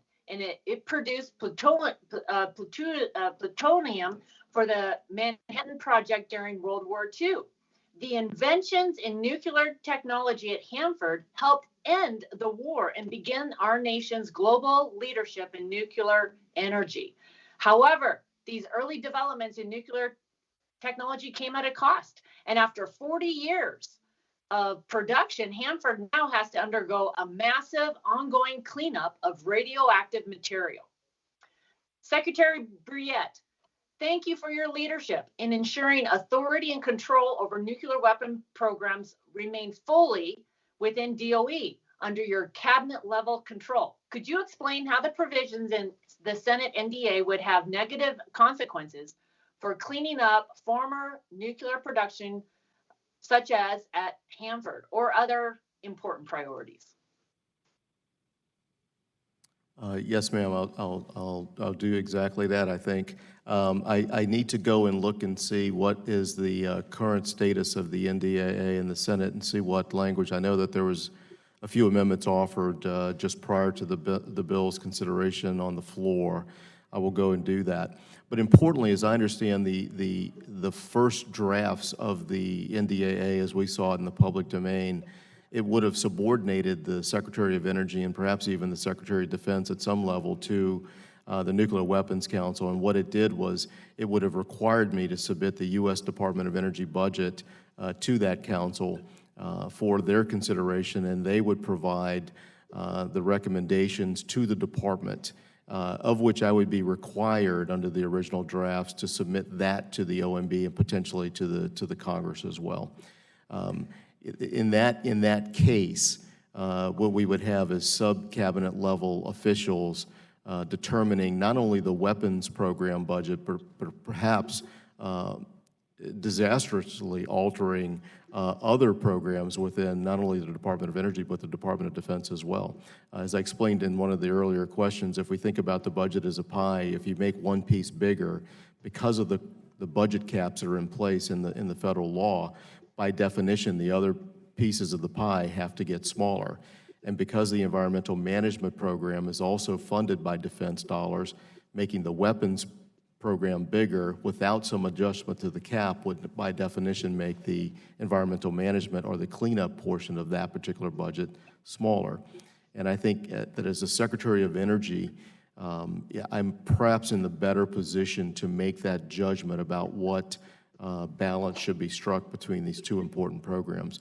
I fully support the weapons program, but I also understand the moral obligation we have to clean up sites like Hanford. Thank you. I look forward to working with you on that. Also, just wanted another critical issue is the national security around safeguarding our grid. And I'm especially concerned about potential vulnerabilities in critical components manufactured by foreign adversaries such as China and Russia.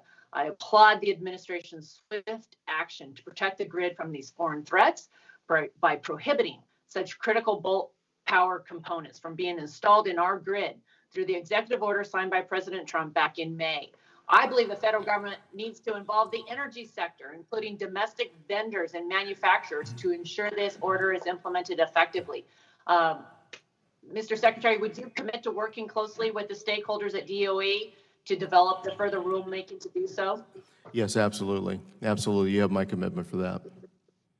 Thank you. I yield back. Young ladies, time is up. She yields back. The chair now understands that Mr. Sarbanes is ready for his 5 minutes. He's recognized for 5 minutes for questioning the witness. Thank you, Mr. Chairman. Can you hear me? We hear you quite well. Okay, thanks very much. There's an echo, I think. There we go. Mr. Chairman, I appreciate the hearing. Obviously, this pandemic has had a profound effect on the economy. The energy sector has certainly felt that as well. And as we look to stimulate the economy moving forward and recover, we can build on an economy that's more equitable, more resilient, and promotes a cleaner and healthier future for our communities. I know we feel strongly about that. I wanted to focus my questions for the Secretary today on renewable energy, specifically solar energy.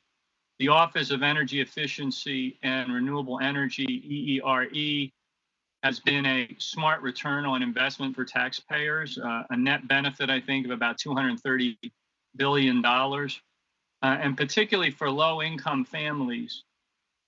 These kinds of programs in EERE help reduce barriers, allow low-income communities to reduce energy consumption, which also saves money. In fact, ACEEE has found that for families living in large cities, the average low-income household's energy burden was more than 3 times as high as that of non-low-income households, 7% compared with about 2% for their wealthier counterparts. And certainly during this time of economic instability, reducing that energy burden and cost savings is one way we can help those communities move forward.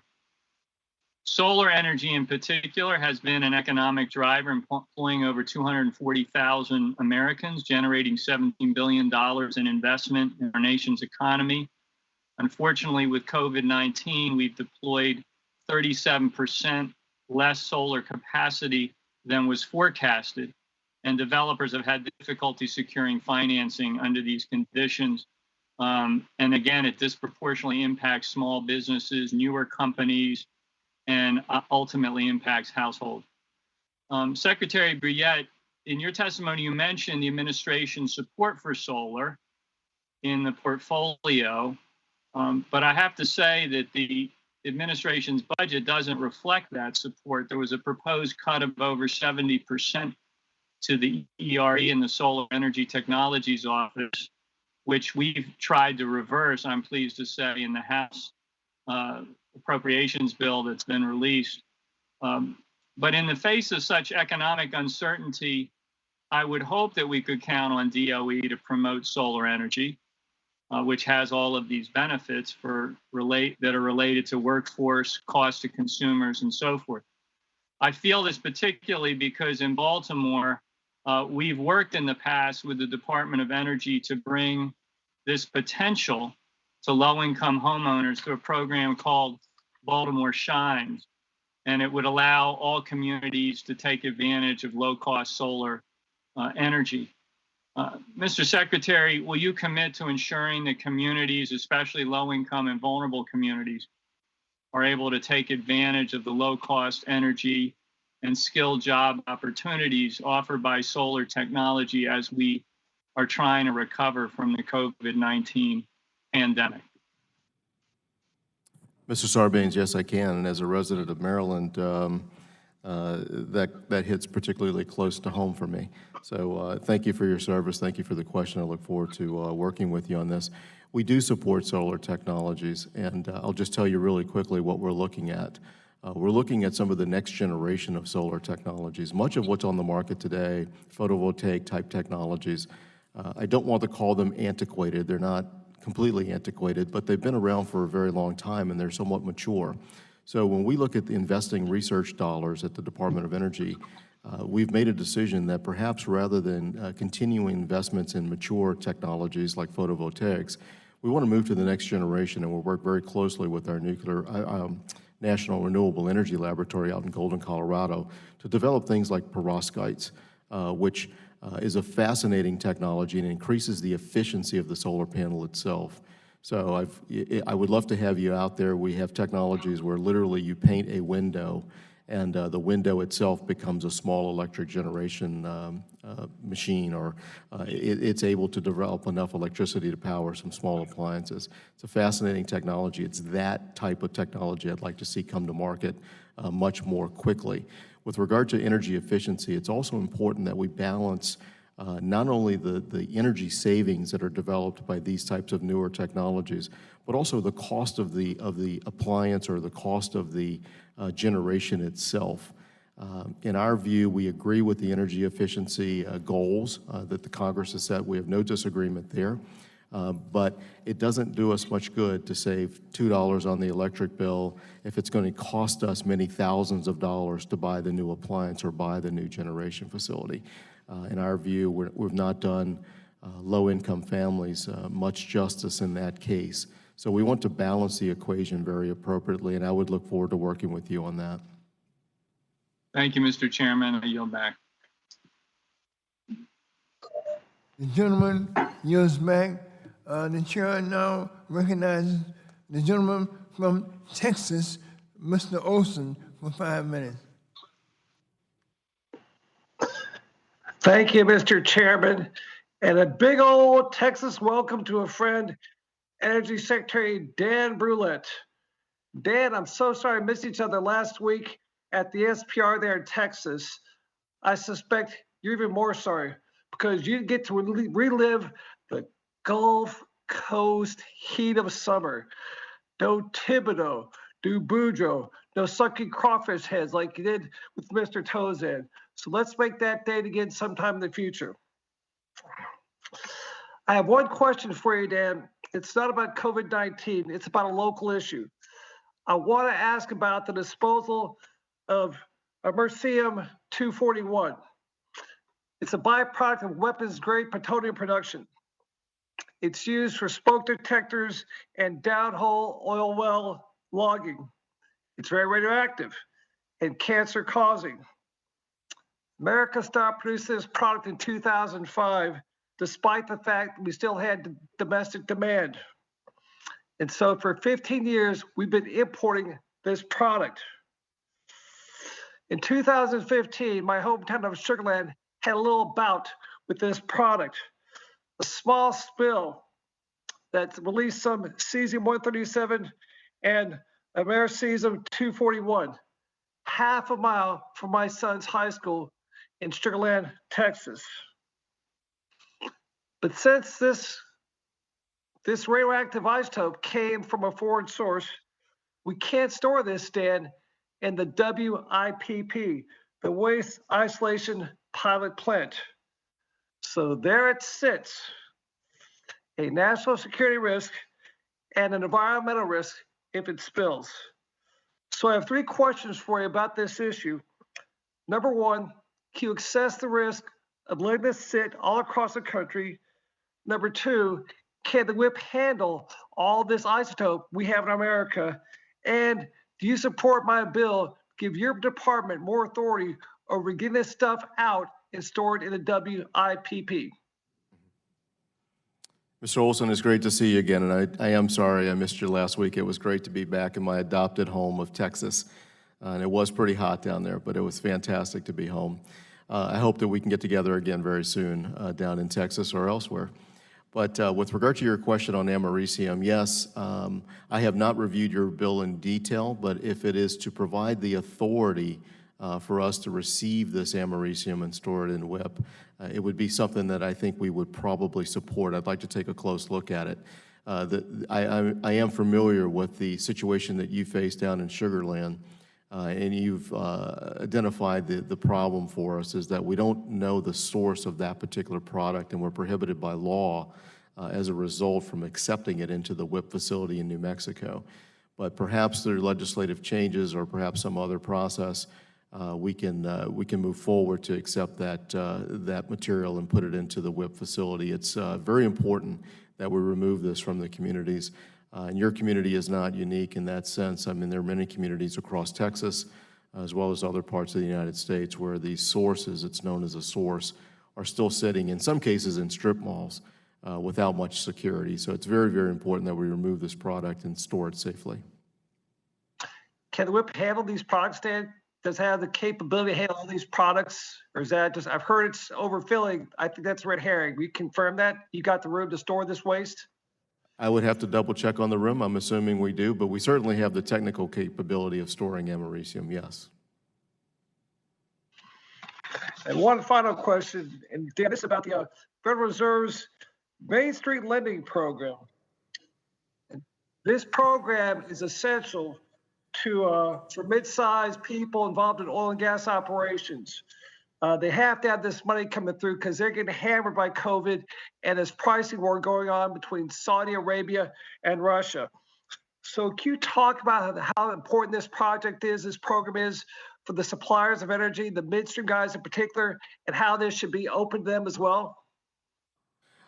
Sure. I've worked closely with Secretary Mnuchin to ensure that all of the programs that under all of your leadership you passed and made available to American businesses, including the energy business. I've had many conversations with the midstream producers, the independent producers out in the Permian Basin of Texas. Some of them have availed themselves to these programs, and I think it's important that we continue that good work. We're in a unique situation here with this pandemic. You know, Texas has long experienced boom and bust cycles in the oil business. You know how to handle that very, very well.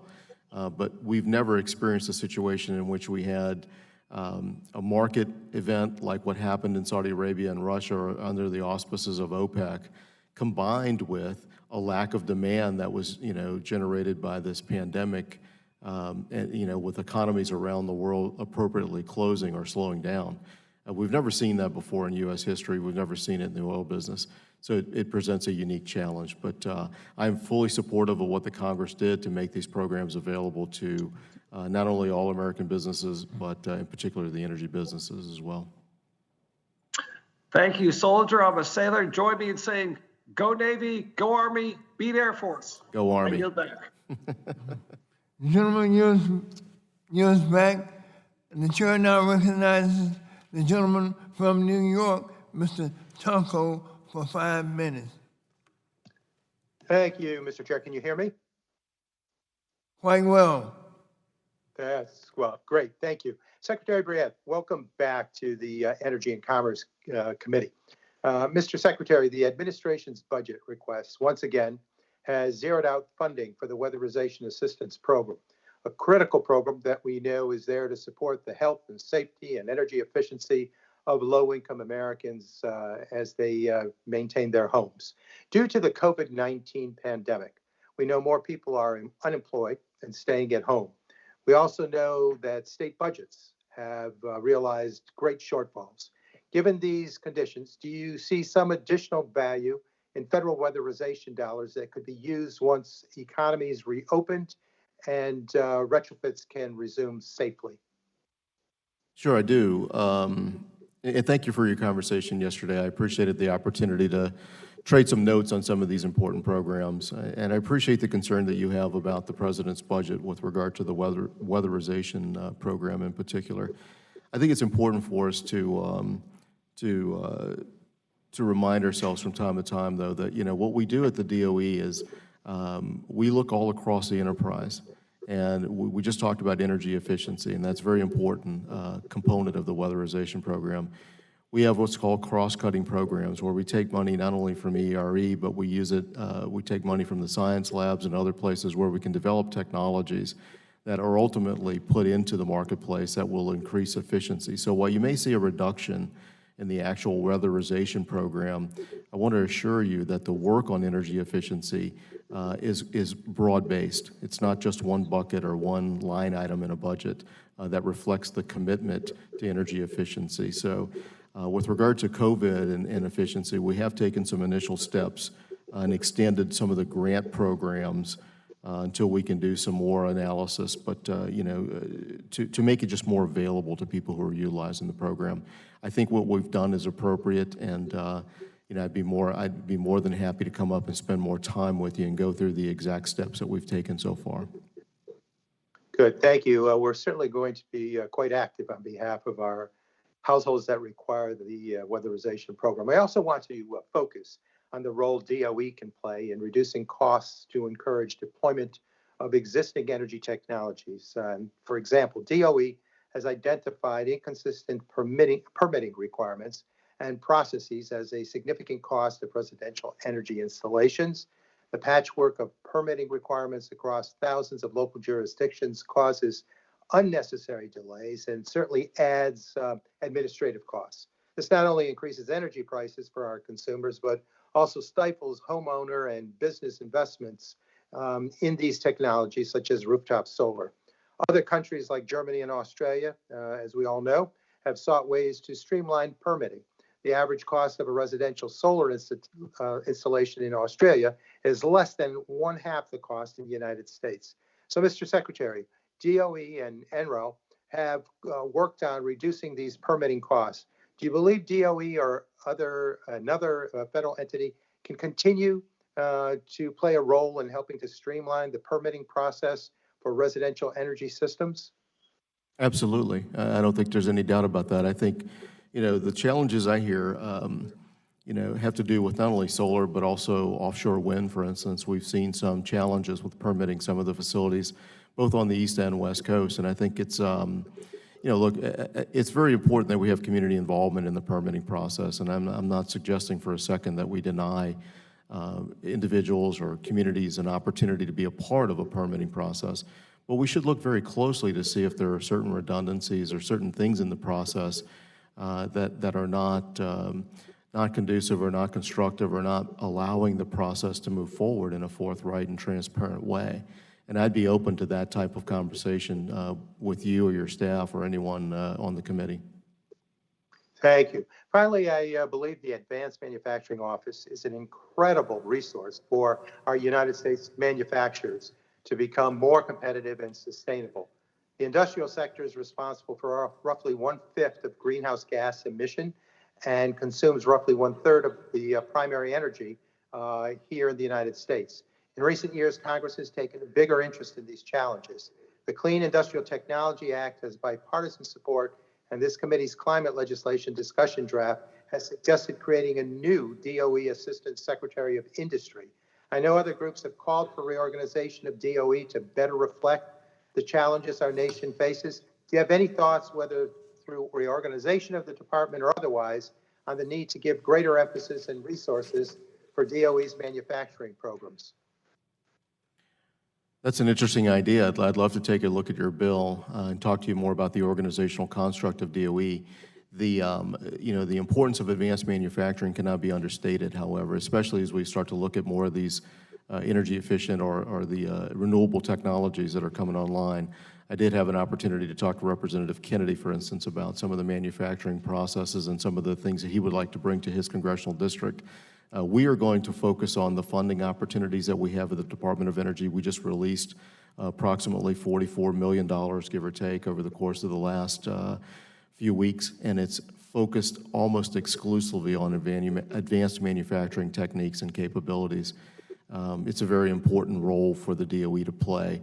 Our Oak Ridge National Laboratory in particular has been a world leader in developing 3D printing as well as other technologies that allow advanced manufacturing to occur more efficiently. But with regard to your bill, I'll take a look at it, sir, and if I might reserve the right to perhaps respond to you in writing, I would be more than happy to do that.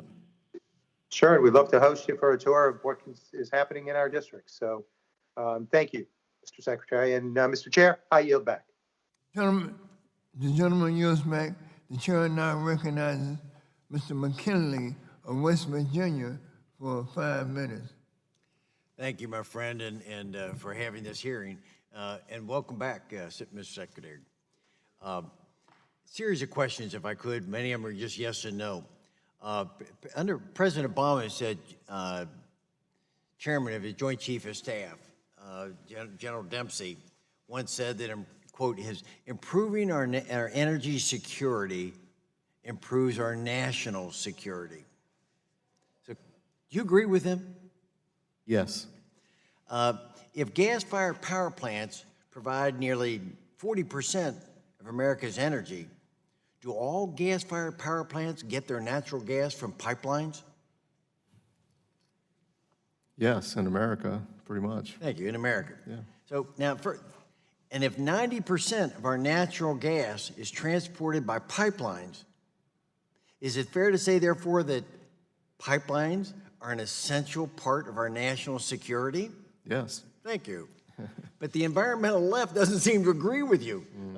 And they posted this headline the other day about delay wins the day.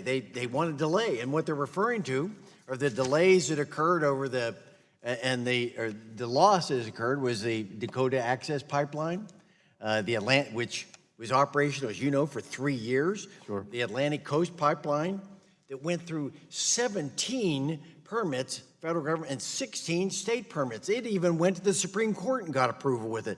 And now they're even challenging the Mountain Valley Pipeline that's transporting gas from West Virginia to other states. So my question would be, could the loss of these pipelines that we just mentioned, could they pose a challenge to our national security? In my view, yes. Okay. I think... and it appears that some of our governors, like Cuomo and Inslee, may be abusing their 401 permit, their authority.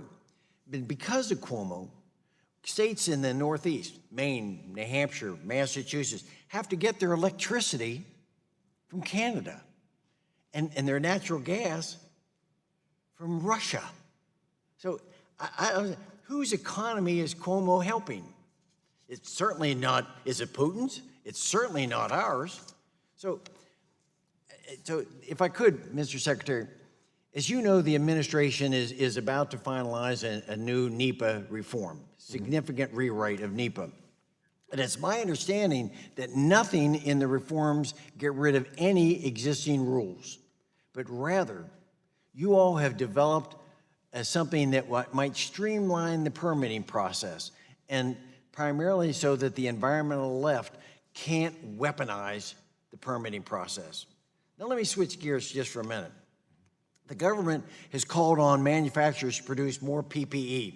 Hundreds of millions more respirators, plastic face shields, gowns, gloves, all are going to be necessary. They're all produced from this. This is natural gas. This is resins from natural gas. Won't we need pipelines to produce more PPE? Yes, sir, ultimately we will. And to address your national security concerns, at least with regard to the Atlantic Coast Pipeline, it begs the question. We have an enormous naval facility down at Norfolk.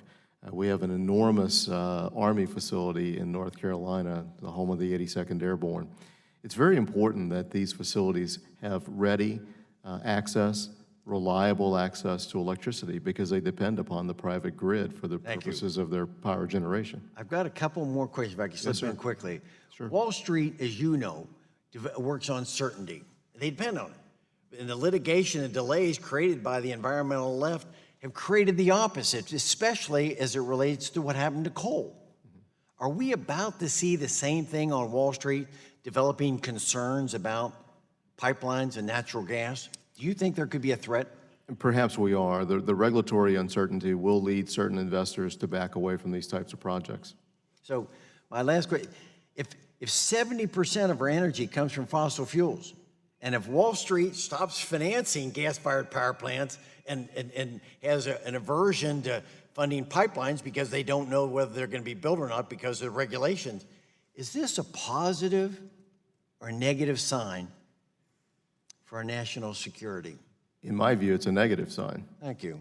So in the 6 seconds left, can you explain a little bit about maybe what DOE is doing to address this streamlining process and prevent the abuse?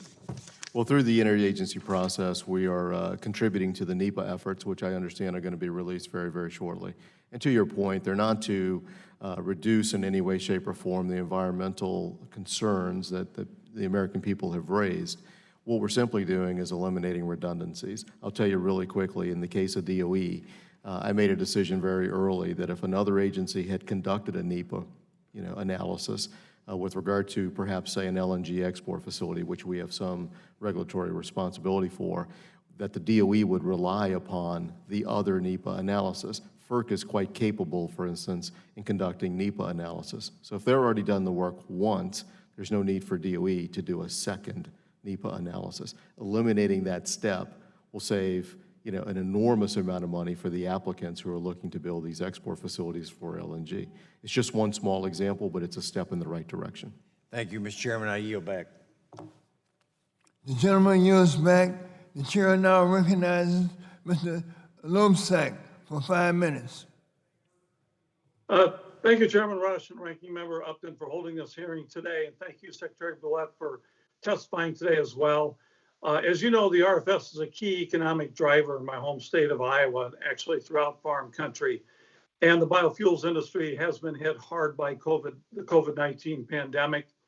Of course, the pandemic only exacerbated the pain that this industry had already been experiencing, in no small measure due to the explosion of small refinery exemptions granted by this administration, which have wiped out over 4 billion gallons of biofuel from the marketplace since 2016. In January, as you know, the 10th Circuit Court of Appeals found that in order for a small refinery to be eligible for an exemption, the law requires that that refinery have an exemption in place to extend, meaning that they must have received an exemption each year in order to be eligible for a future exemption. Unfortunately, rather than adhere to the ruling of the court, many small refineries have submitted retroactive waiver petitions dating as far back as 2011 in an attempt to fill in the gaps in years where they did not receive a waiver. According to EPA's own data, by the ruling of the 10th Circuit, there should be no more than 7 small refineries eligible for future exemptions. And yet EPA recently confirmed that it has received 52 so-called gap year small refinery petitions, which if granted would equate to a loss of an additional $2 billion of biofuel demand. So, Mr. Secretary, I have a series of questions here. I'm going to try to get through all of them. And if I cut you off, I apologize, but I want to get through as many, if not all of these, as I possibly can. The first question is, have those gap year petitions been scored by DOE and sent back to EPA? And if not, when will that happen?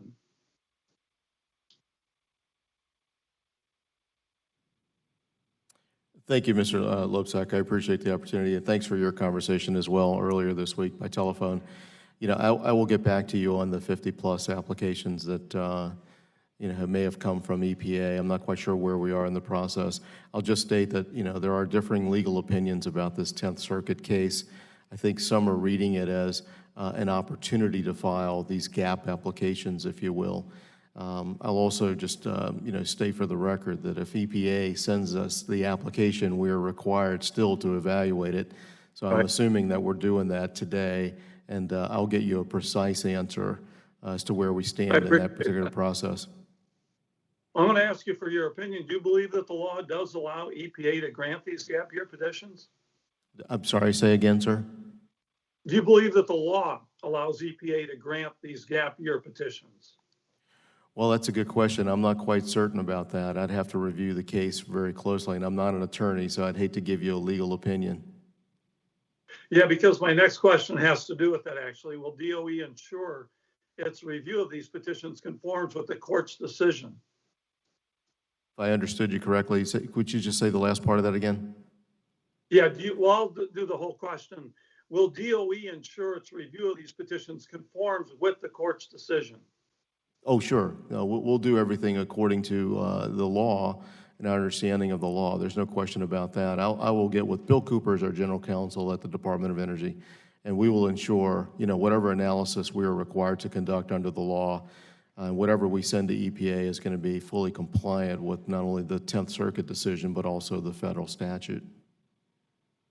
And you may or may not be able to answer this next question, but has EPA sent you any exemption petitions from refiners who had previously submitted a petition for the exact same year, but were denied a waiver the first time around?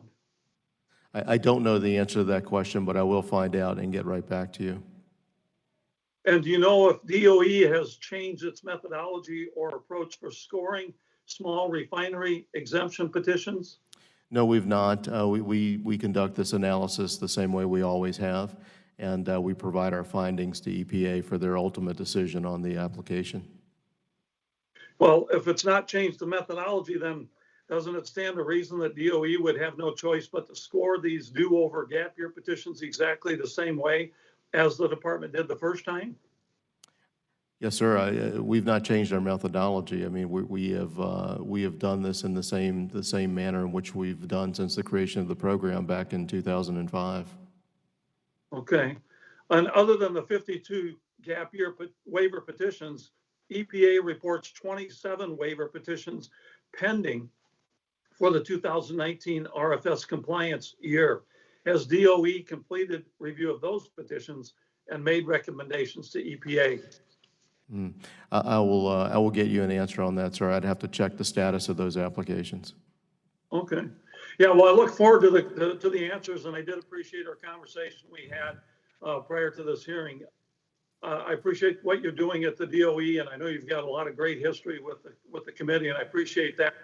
But we got to make sure that we're doing the right thing for these biofuels folks, and we have to make sure that EPA and DOE are complying with this 10th Circuit decision, making sure that everyone's abiding by the law, and I know you agree with that as well. So thank you very much, Mr. Secretary, and I yield back. The gentleman yields back.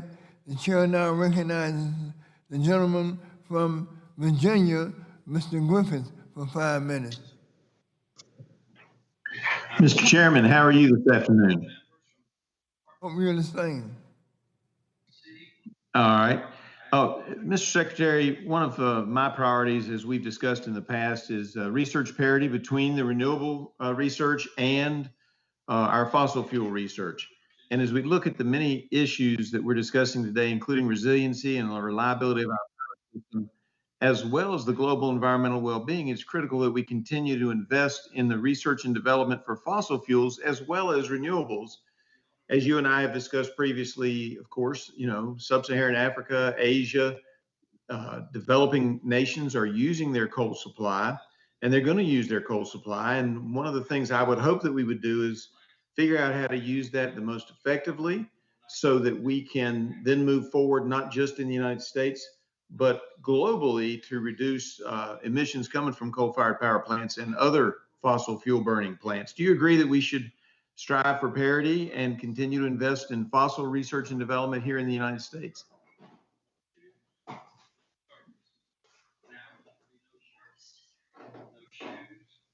There we go. Can you hear me, sir? To answer your question, yes, I do. I think we need to continue our research and development areas like CCUS for the purposes of making coal not only more efficient but cleaner. Because as you point out, developing nations will continue to use this very important resource that they have all around the world. Our own EIA, the Energy Information Administration, projects that the use of fossil fuels will continue at very high levels well into the 2040s, perhaps even out as far as 2050. And if that's the case, then I think we have an obligation to develop the technologies that are necessary to use those fuels very, very, very cleanly. So things like CCUS, R&D work at the Department of Energy related to carbon capture and utilization, sequestration, are very, very important. And I think we should continue that work. And if it's, if it's the direction of Congress to increase that work, that type of work, which I would hope it would be, we would certainly welcome that opportunity. Well, and I appreciate that, and of course I'm excited about some of the things that are happening here in my district, which is a coal producing and natural gas producing area.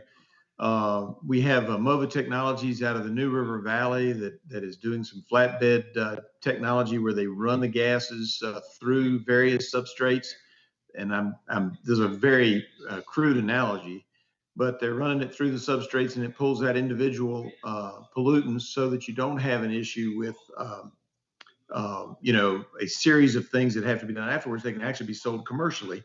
I also think that the chemical looping still has great promise. And then, anything that we can do to find additional uses for coal products as we move forward. Is there anything in particular that you've looked at that you find to be an interesting and exciting new technology? Yes, actually, I was just up in the western part of Pennsylvania visiting a coal facility there, and I saw technologies that, to me, were absolutely fascinating. Going back to your first question, though, on the use of coal, I want to point out that I think it's also important because we have enormous reserves here, and obviously your district is a big part of that in the United States. The export opportunities for coal are enormous around the world, and that means jobs here in the United States. So I would hate for us to close off that opportunity for the use of this product because it creates so many jobs, not only in Virginia, but also West Virginia, and out in Wyoming as well. Many, many states produce coal. So my point is that let's continue the clean technologies that we need to make this product cleaner as we export it around the world.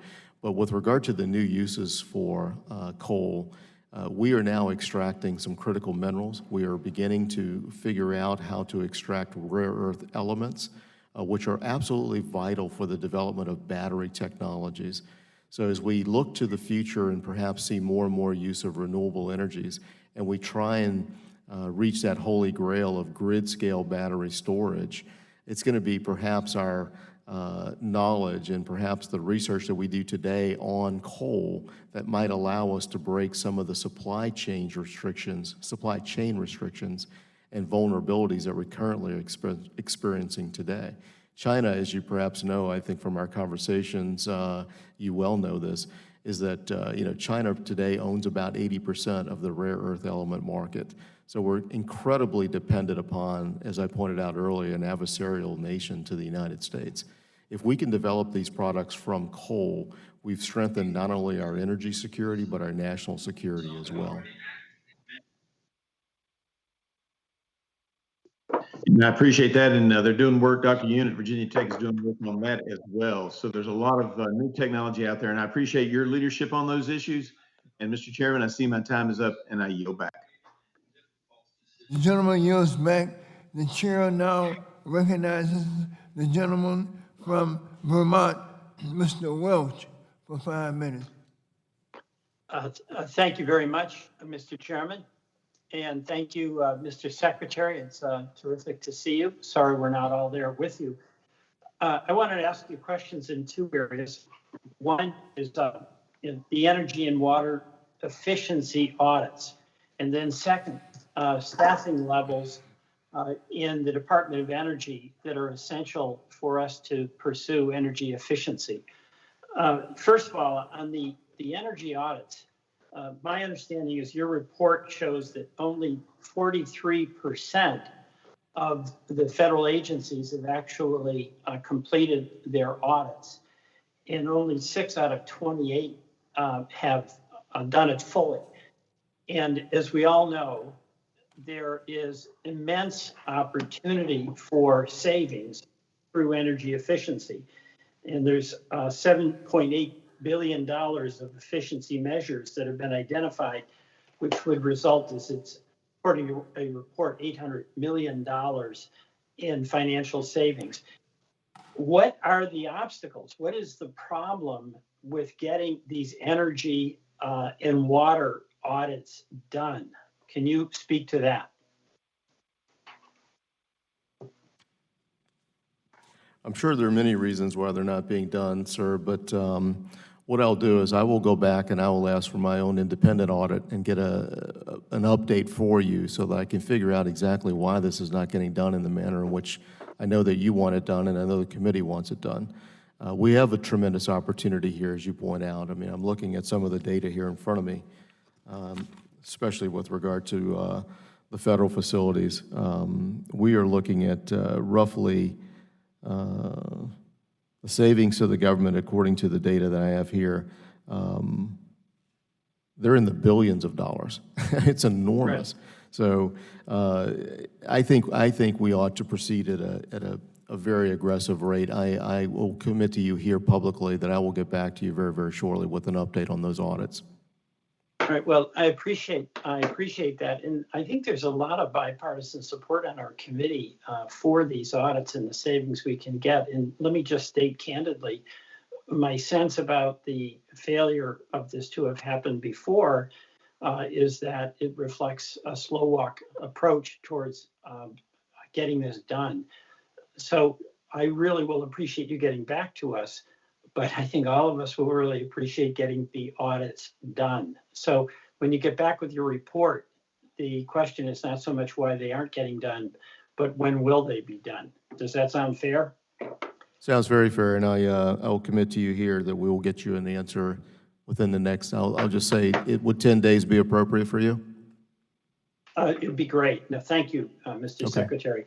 Also, there's this question of staffing. You know, as an example, again, on energy efficiency, Mr. McKinley and I for years have been working on the Hope for Homes Act, which would allow homeowners to do installations for energy efficiency, get some help from the government, and it has the real benefit of putting local contractors to work.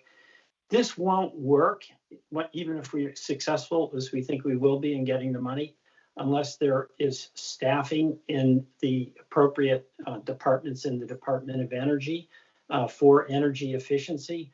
And our sense is that, or actually our information is that we've been very slow to fill the positions that are available. Can you speak to that and what steps will be taken to fully staff up? And that's in anticipation that we're actually going to be moving forward on energy efficiency. Mm-hmm. Sure, yeah, I'm happy to address that. That issue was raised in another hearing. It came to my attention very recently. And, you know, I'm not happy with the answers I received, but there were some initial delays with things as simple as badging of employees. It would take an enormous amount of time just to get people through the employment process and provide them with a badge to do the work that we were attempting to hire them to do. And as a result, you know, people have these very specialized skills, very technical skills. In many cases, they were taking jobs or other jobs that were available to them at the moment. We simply lost out on the competition. It's disheartening and disappointing, and we've taken steps to address very simple measures like that. I can also get you an update on the staffing that we've done since that hearing and since that last conversation with Assistant Secretary Dan Simmons, who was here before the committee. Okay, thank you very much. I yield back, Mr. Chairman. The gentleman yields back. The chair now recognizes the gentleman from Ohio, Mr. Johnson, for 5 minutes. Thank you, Mr. Chairman, and Mr. Secretary, it's good to see you this afternoon. Thanks for taking time out of your schedule to brief us on your department's important activities around this COVID-19 pandemic. You know, you and your team at DOE have done some tremendously helpful work, work that has benefited all Americans. I commend you for your work filling the Strategic Petroleum Reserve to the brim, securing the electrical grid, and as you noted in your testimony, for utilizing some of DOE's most advanced world-class laboratories and supercomputers in the fight against COVID-19. COVID-19, there is no question, and its associated economic challenges has put America on its heels. and our adversaries are looking to exploit this crisis. So it's critically important that we, as members of this subcommittee, don't lose focus on maintaining our global energy leadership.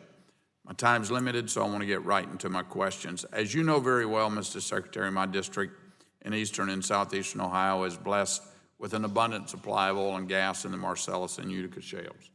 This is an economic lifeline to my constituents.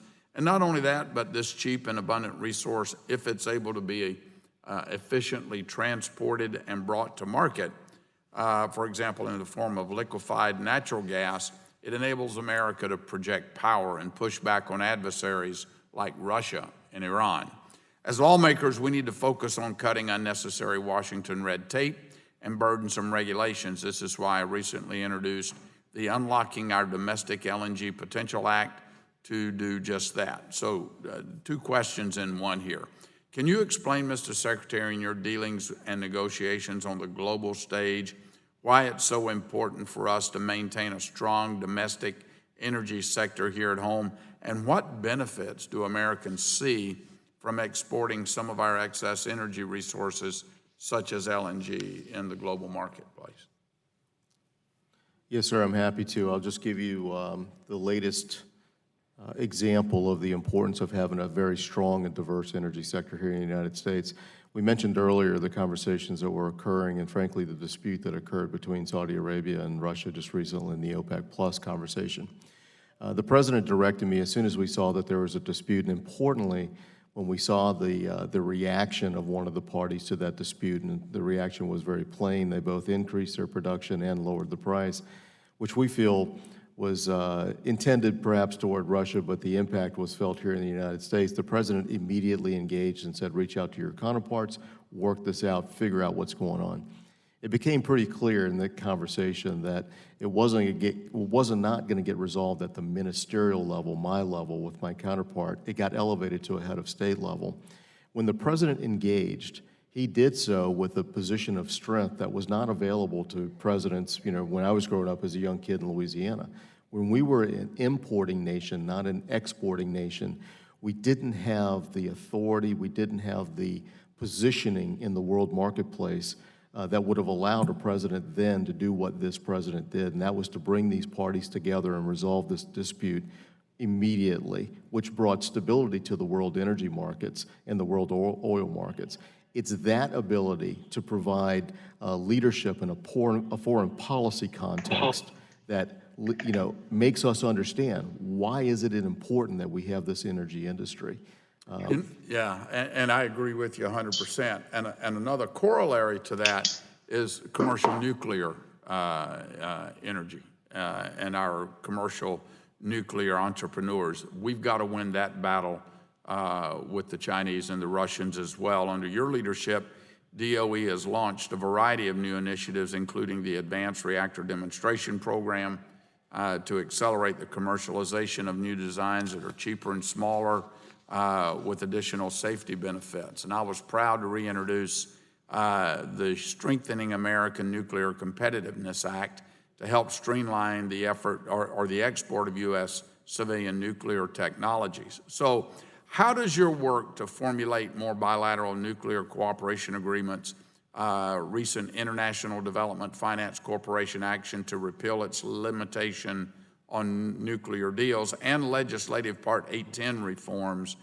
that I've proposed, how does that fit all together to position American nuclear entrepreneurs to seize this immense global economic opportunity, and why is it important for us? Sure. Well, in a nutshell, sir, it's very important for us to export U.S. nuclear technology around the world because it comes with it, as you point out, certain restrictions, things like 123 restrictions. Section 123 is part of the U.S. code that restricts the use of nuclear fuels for the purposes of developing warheads. So a very important non-proliferation aspect to the export of U.S. Nuclear technologies. China and Russia doesn't recognize that. They don't have those types of restrictions. So to the extent that countries want to buy those technologies, we also accept the risk that they may develop a warhead. So it's very, very important to our national security that we export U.S. nuclear technology. You mentioned the other things that we're doing in our national laboratories. We're moving forward with things like the Advanced Test Reactor, which allow us to develop not only the reactor technologies, but also the materials that are needed to build these reactors and the nuclear components. If we can do that with the Advanced Test Reactor, if we can develop potentially under the auspices of the laws that were passed recently, a versatile test reactor, if Congress chooses to fund that, we can test materials that make the U.S. technologies even cheaper and more competitive on the world market. And as we do that, again, we create economic opportunity here. We create national security because those technologies will come with it the non-proliferation safeguards that the U.S. law requires. Thank you very much. Mr. Chairman, thanks for indulging. I yield back. The gentleman yields back. The chair now recognizes Mr. Kennedy for 5 minutes. Thank you, Mr. Chairman.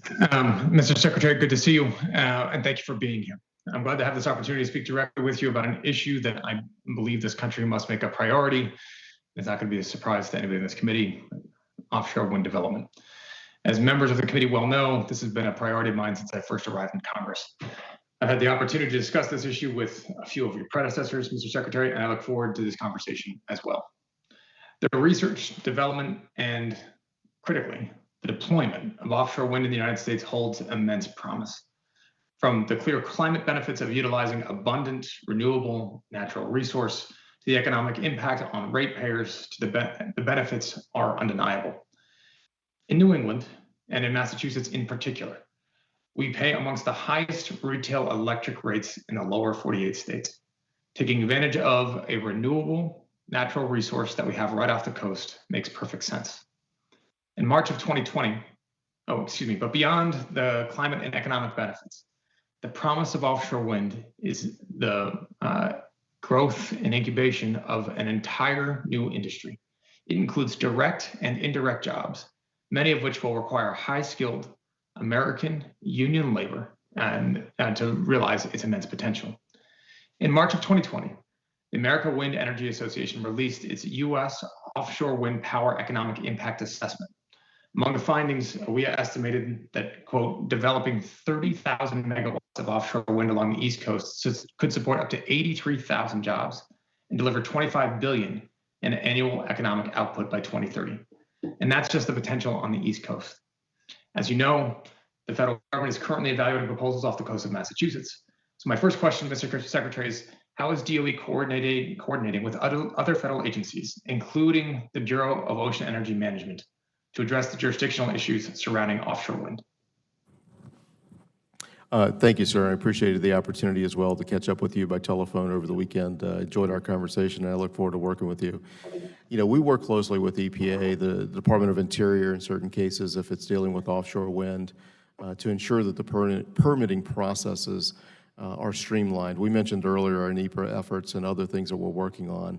We're going to continue that effort because we do recognize that, you know, the provision of wind energy, the provision of solar energy, the provision of nuclear energy, the provision of, you know, other forms of energy, hydro, are key to our energy diversity here in the United States. And as we talked about earlier with regard to national security, it's that diversity that allows us the strength that we need in America to continue growing the economy at the pace at which we're going to grow it.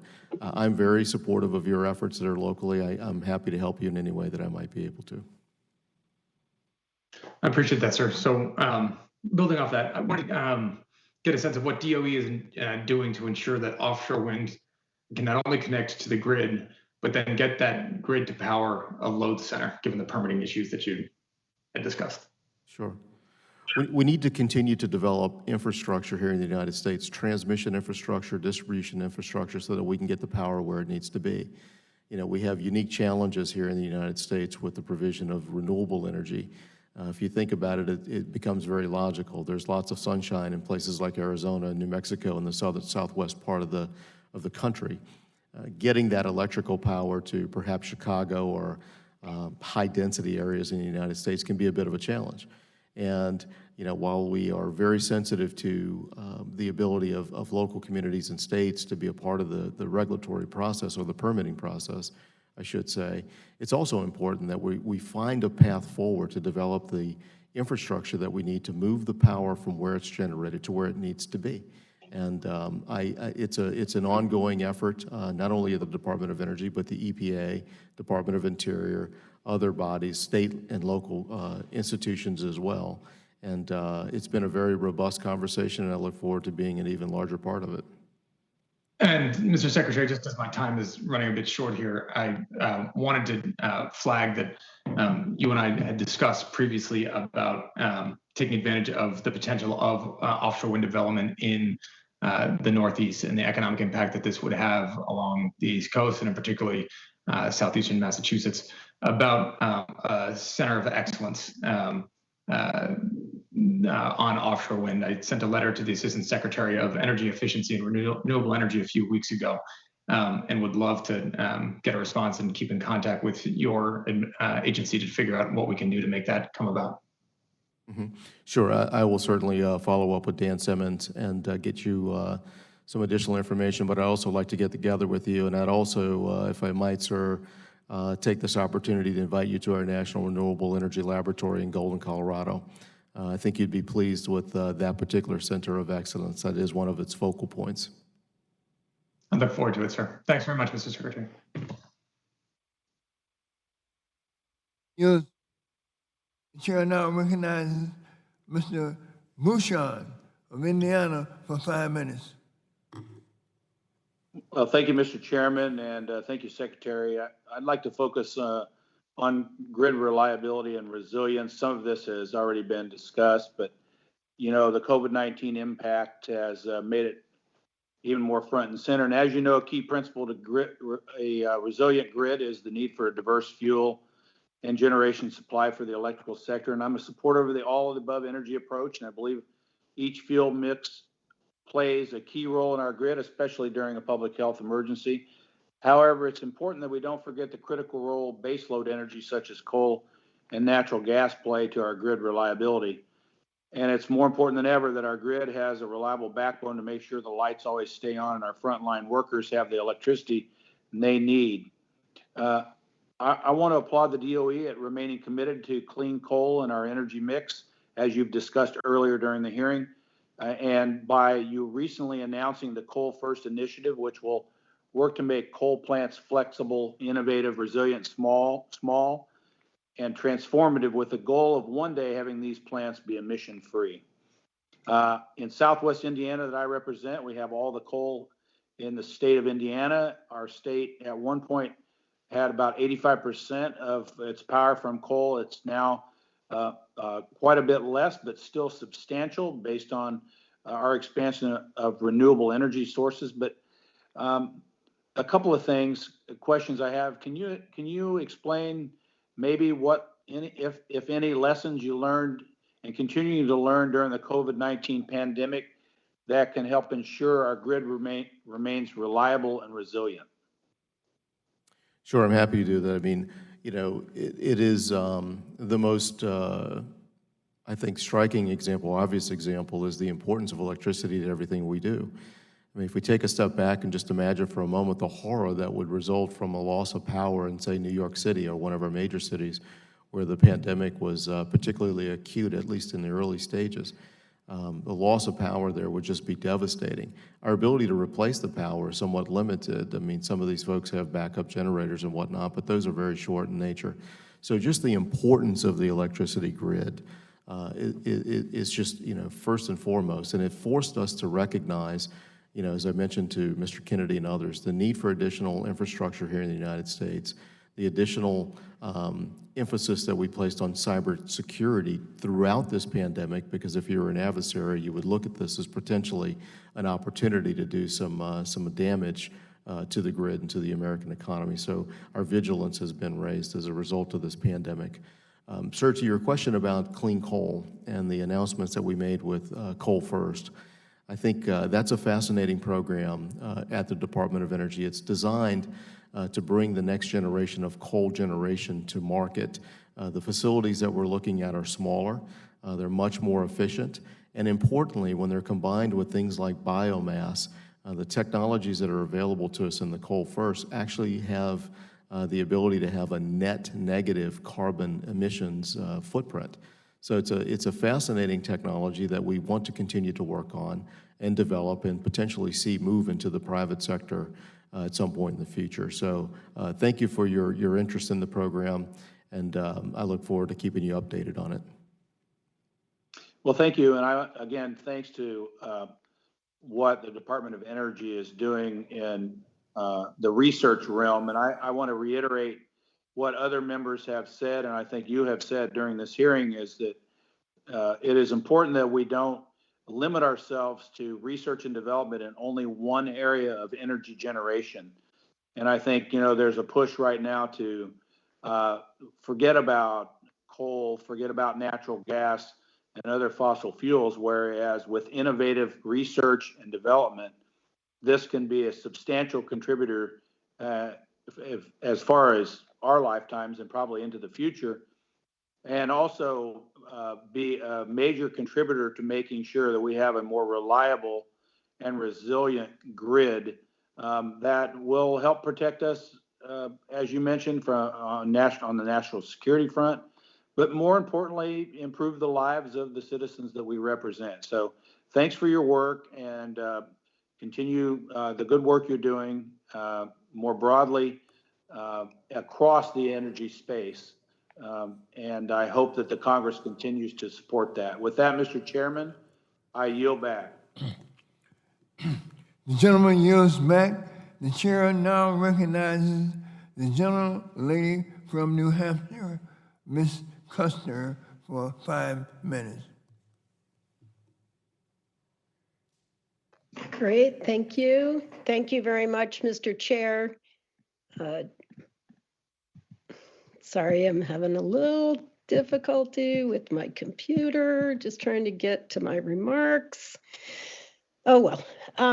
I wanted to ask a question today about the responding to COVID-19 and the economic recovery from COVID-19. And thank you, Mr. Secretary, for being with us.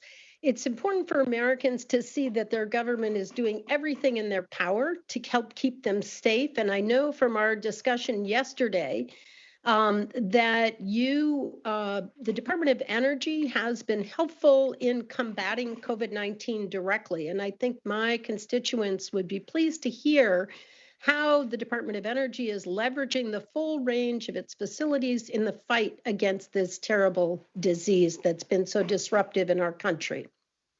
So how are researchers at the Department of Energy using the massive computing power at their disposal to help us understand COVID-19 and explore potential treatments? And how might this research help us get this pandemic under control?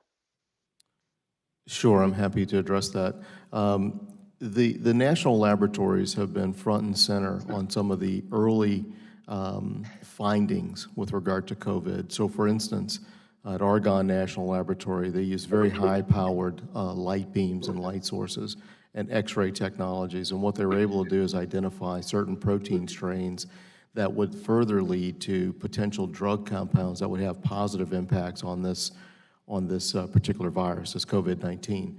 They were able to do that because of the supercomputing capacities at Argonne and Oak Ridge and some other national laboratories in very, very short amounts of time. So, the very, practical or for myself, a layman's way of understanding it, rather than taking a year or two to go through perhaps billions of pages of academic research to find the most relevant articles, they could do that in a day or perhaps 2 days by using the speed of the computers to sift through it. The same thing with drug compounds. They were able to look through several thousand, perhaps even more drug compounds to find the first 70 or 77 or so that they could identify as having a potential positive impact on this virus. So it's using that ability that allowed the CDC, allowed the researchers and the doctors at HHS and other interagency partners to make those key first decisions and potentially limit the impact of this pandemic. So I want to direct my comments to the disruption that's been caused by COVID-19. You and I discussed yesterday the opportunity to build back better than before. And I'd love to hear your thoughts on the dramatic advancements that have been made in increasing solar and wind energy production, and how we can envision a role for renewable energy that will place our economic recovery from the COVID-19 pandemic and keep us moving forward so that we can not only rebuild our economy, but come back stronger with jobs here in America. Thank you for the conversation yesterday. I really enjoyed that. You know, with regard to the future of some of these renewable technologies, I do think we have an opportunity in America, not only as a result of the pandemic, but I think just as a result of the changing consumer desires to develop some advanced technologies. For instance, you know, the solar world, in which we had discussed yesterday, and I may have mentioned in the earlier part of this hearing. You know, we at the DOE, we look at photovoltaics as somewhat antiquated. It's a very mature technology. If you want a solar panel, you can usually get one in America. You can usually get it installed in your house very, very quickly. I know that there's been some slowdown as a result of the pandemic, but nonetheless, the technology is available to most U.S. consumers or world consumers. What we're looking at is the next generation of solar technology, the use of perovskites, the use of other materials that perhaps are organic here in the United States or around the world, or they may be man-made technologies or man-made materials that we use to make the next generation of solar panels. If we can unlock that, if we can move forward with that type of technology, and more importantly, get it to the marketplace through either our Office of Technology Transition or other methodologies to get it to the marketplace, then we have an enormous economic opportunity ahead of us. And you know, with regard to our support here at the DOE, we support all forms of energy. We will continue to do so because, as I mentioned earlier, we feel very strongly that adds not only to our economic and energy security, but our national security as well. Thank you very much. My time is up. I did have a question on negative emission technology and direct air capture, but I'll submit that for the record. Thank you, and I yield back. Young lady yields back. The chair now recognizes the gentleman from Texas, Mr. Flores, for 5 minutes.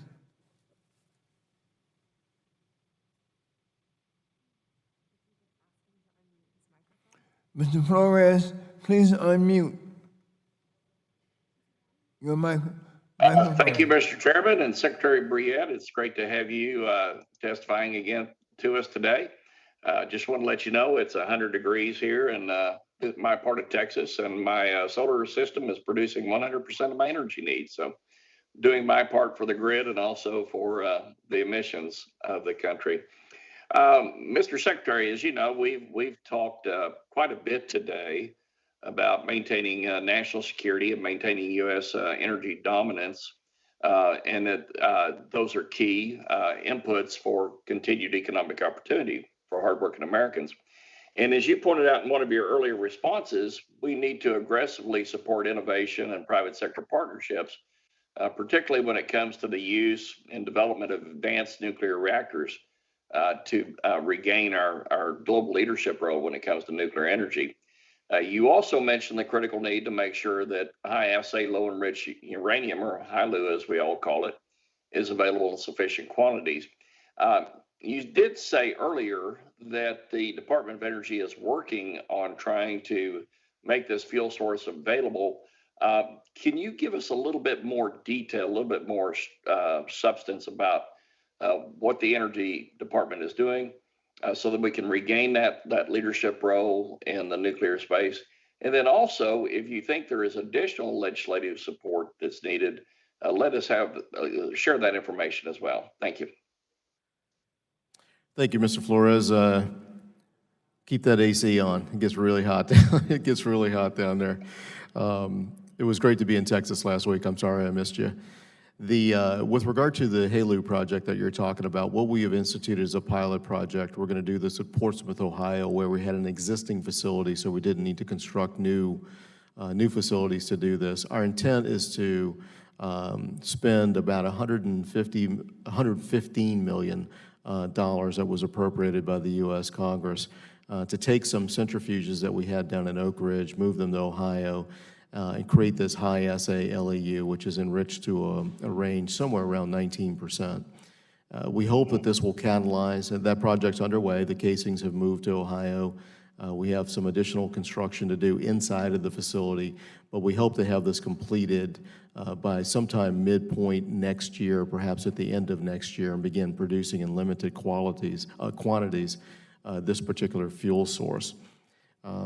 We are also, at the same time, using our Idaho National Laboratory to move forward with some research and development and potentially some more aggressive work, actually deployment of a small modular reactor, which doesn't use this type of fuel, but is nonetheless a newer technology that we'd like to see come to market soon. With regard to the HALO fuel that I mentioned earlier, what will we use that for is an advanced or a micro reactor, and INL is at the tip of the spear for us in the development of that technology as well. So we're going to work closely with them. We're going to work closely with the U.S. Department of Defense, who has indicated an interest in these small nuclear reactors for perhaps some deployment to remote locations where radar stations are, located around the world. And quite candidly, they don't have access to energy sources as we do in the lower 48, perhaps. I'm thinking about Alaska, places like the Aleutian Islands. So we're moving very aggressively to move this technology out to the marketplace. Okay, very good. And as you know, my HALO bill has passed the House, not only in the last Congress, but also in this Congress, and it helps give you the statutory authority you need for the development and transportation of this fuel by setting up public-private partnerships. We're hoping the Senate will act soon. What other legislative support do you need to help us regain our dominance in this area? Well, that bill is very important. So thank you for your leadership there, and thank you for your support of both the technology as well as the program within DOE. I look forward to supporting that all throughout the process. With regard to other legislative authorities, at this point in time, I don't have anything for you in terms of a specific need, but I'm happy to discuss this with you further and look through our legal authorities and see if there might be anything that might present a roadblock to us in the future for the development of this type of fuel or the advanced nuclear technologies that we just discussed. Okay, and thank you for your testimony. Thank you for your answers to my questions. And let me know when INL is open up for congressional visitors again, because that's on my wish list of places to visit. Thank you. Love to have you. We would love to have you. Gentleman yields back. The chair now recognizes the gentleman lady from Illinois, Ms. Kelly, for 5 minutes. Thank you so much, Mr. Chair, and thank you for convening us, and thank you, Mr. Secretary, for spending part of your day with us. I wanted to ask you about the Department of Energy envisioning creating jobs through modernization and all kind of jobs, whether you have a high school diploma or you have your master's. What are you thinking about that? What am I thinking about in terms of the economic development or the? What will be opportunities? I'm sorry, I didn't quite that. I apologize. No, that's okay. How is DOE envisioning creating jobs through grid modernization, whether it's if you just have a high school diploma or if you have a master's degree, what type of jobs are available? Sure. Yeah, I'm sorry, I couldn't quite catch the first part of your question. You know, at the DOE, what we are very interested in doing is creating opportunities not only for scientists. You know, the vast bulk of the population, the workforce at DOE, including our contractor base, are, you know, PhD level scientists. They're nuclear engineers, nuclear physicists, other types of scientists throughout our laboratory system. What we need to do, though, is perhaps be more aggressive in developing the pipeline for that sort of talent. And what we're now focused on is the development of programs, internships, fellowships, that would be used by even high school seniors or high school juniors in some cases to come and spend a summer with us, come and spend a few weeks with us, and let us show you what it is that we do. And through that process, perhaps generate some interest in STEM education curriculums that perhaps would lead to these students coming back to us as perhaps postdocs 10 years later. So we're very aggressively pursuing that. We're also looking for opportunities to partner with private industry as well. because we don't pretend to have a monopoly on the development of talent here in America at the Department of Energy, although I think we do a pretty good job of it. We do want to partner with our colleagues in private industry and work with them to develop STEM curricula in certain cases, and importantly, to just develop the opportunity for students to come in at a very early age and see what it is we do. That's wonderful, and I hope when you're thinking of that you think about a diverse pipeline also. Then I wanted to move to empty buildings and working with our cities and towns to think about reconfiguration of existing buildings so they're healthier, they incorporate more touchless technique, create better air ventilation and spacing. So what do you recommend to cities and towns I guess just to have healthier buildings, more green buildings? As we discussed earlier, I mean, focusing on efficiency, focusing on the programs that we have. You know, we have the Federal Energy Program, FEMP as it's known, for federal buildings. But focusing on energy efficiency and what we might do to improve the efficiency of some of these buildings is clearly important. But I might add that, you know, this is going to be a much larger issue for us perhaps in the next few months or perhaps years as we, you know, address the changes in society as a result of this pandemic. I've talked to several colleagues in private industry who have already indicated to me that perhaps telework may be the future for many of the employees at their respective companies. If that's the case, we're going to have some additional space available in these buildings all around, including in the small communities that you mentioned earlier. If you, I don't know if you know the answer, but if you were to give, I know there's not one grade, A through F, but how do you feel like our towns and cities are doing as far as greener, cleaner, more technically sound buildings? Do you feel like we have lots and lots of work to do, or we're halfway there? I don't know with regard to specific buildings or towns. I couldn't provide that kind of grade. I will provide a pretty high grade, though, for the development of the technologies that are leading us to more efficient use of energy all across the country. What private industry is doing, I think, is absolutely remarkable.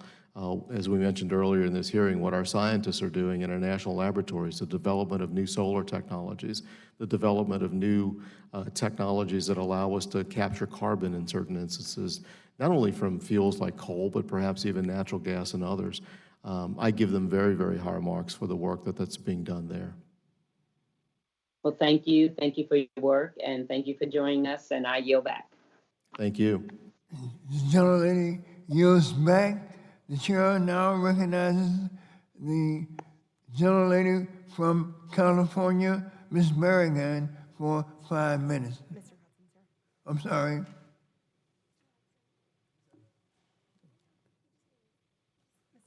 Mr. Chairman, am I up?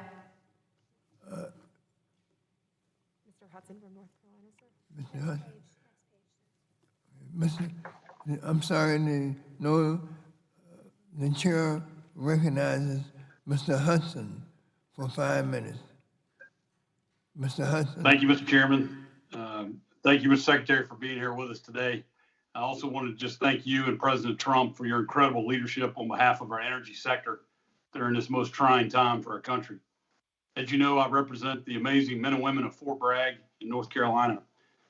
These include the nation's immediate response force, the 82nd Airborne, our Army Special Forces, and other critical military components. As we face threats around the globe, it's of paramount importance our bases at home and our forward and remote operating bases have the sustainable energy supply they need to keep us safe. You and President Trump have made this a priority, and for that, I'm very grateful. As this committee and your department develop new energy technologies to adequately supply our armed forces, I believe the future of our defense energy supply and our focus should reside with small modular and advanced nuclear reactors. In fact, back in 2018, I had an amendment to the National Defense Authorization Act that requires the Department of Energy and the Department of Defense to develop guidelines for a pilot program for the development of micro-reactors at critical DOE and DOD sites. I'm very interested in this report's recommendations for our forward operating bases and for increasing energy resilience at bases like Fort Bragg. But unfortunately, the report's still at OMB, so I would appreciate anything you can do to assist me in getting this report finalized so we can move it forward. Just to get to my questions, build a little bit on what Mr. Flores was asking about. There was a recent report from the Nuclear Fuel Working Group, which outlined how America can reestablish itself as a global leader in nuclear technologies. This report supported next generation nuclear reactors. Can you comment on this report and some of your work on small modular and advanced nuclear reactors? Sure, I'm happy to do that, sir, and thank you as well for the conversation that we had recently on the telephone. I appreciated learning more about your congressional district, and I might also, I'm a little bit envious of your representation of Fort Bragg. As a former Army tank commander and drill sergeant, I spent a little time down in North Carolina, and I miss my days there. So thank you for your service, and thank you for your representation of that important Army installation. With regard to your question about the Nuclear Fuels Working Group, what we had discussed earlier, I think is very important for the future of nuclear energy, not only here in the United States, but around the world. As I mentioned earlier, one of the earlier questions, we've lost our leadership in America on nuclear power. We're losing it very quickly to places like China and Russia. In the case of China, they're using technologies that I think can be fairly characterized as American technology. Westinghouse is perhaps the world's leader in the development of advanced nuclear technologies. They created a reactor. It's called the AP1000. It's a fantastic product. China developed a reactor that looks awfully similar, and we're seeing them deploy that around the world. And importantly, as I mentioned earlier, they deployed around the world without the safeguards, without the non-proliferation safeguards that we as Americans feel is very, very important. To the extent that we don't focus on that, we only increase our defense needs around the world. You know, if we allow rogue nations to develop this technology and from that develop warhead programs, we only increase our need for a strong defense here in the United States. So it's very, very important that we connect these things together in a way that allows us to move forward and perhaps regain our leadership in this nuclear area. The working group is the first step of that. We have many steps to go, but we do feel it is a very credible strategy that lays out a roadmap for America to retain or regain our leadership in this case in the nuclear space. Well, I agree with you, and I think that work's very important, and I appreciate your leadership. But as you know, in order to effectively run an advanced reactor, you must have the necessary fuel. This committee's done work on advanced fuels. Mr. Flores and Mr. McNerney, as Mr. Flores mentioned right before me, on high-assay, low-enriched uranium fuels. But can you talk about what DOE is doing to help with accident-tolerant fuels, which are critical for existing and for these advanced reactors? Sure, absolutely.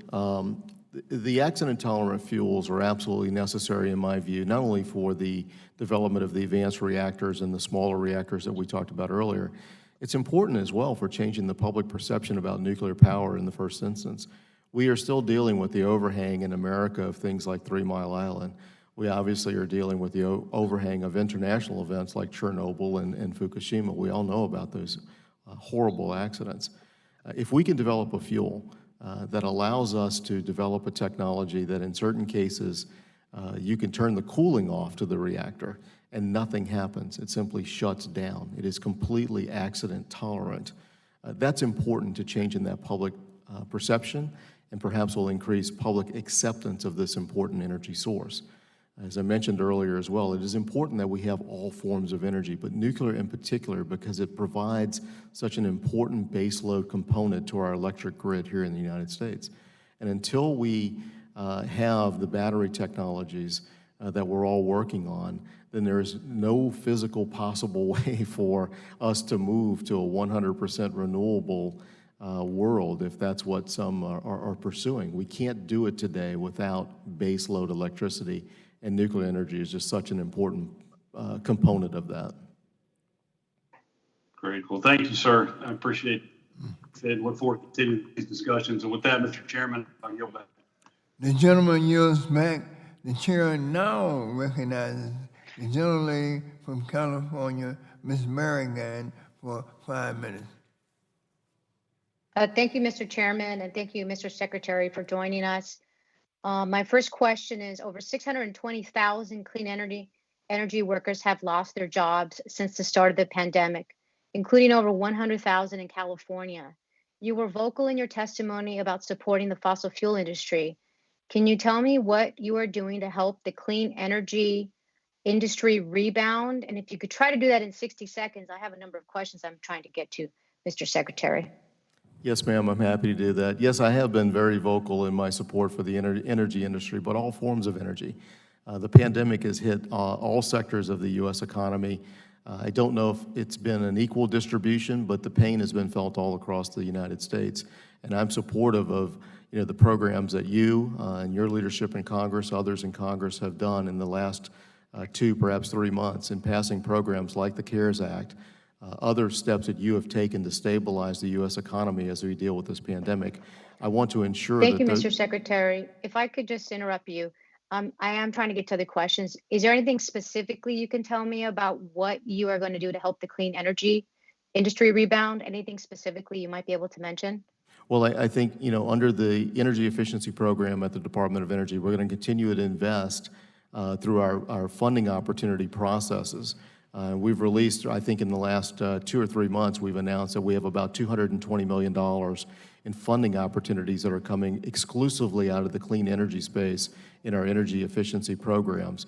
We're going to continue to make those available to the private sector and make those available so that they can move forward with some of the newer technologies that they want to bring to market. And hopefully that will add some economic assistance to their businesses as well.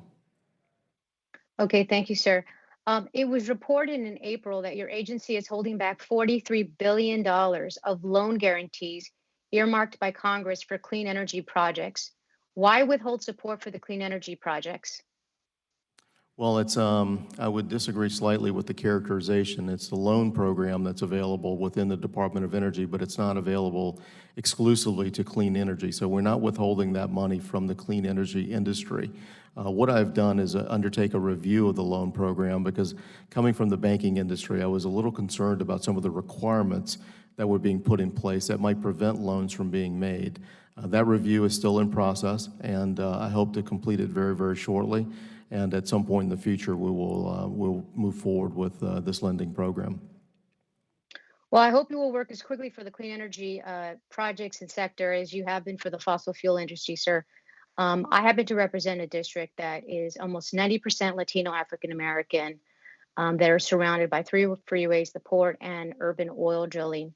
Mr. Secretary, what does environmental injustice or environmental justice mean to you?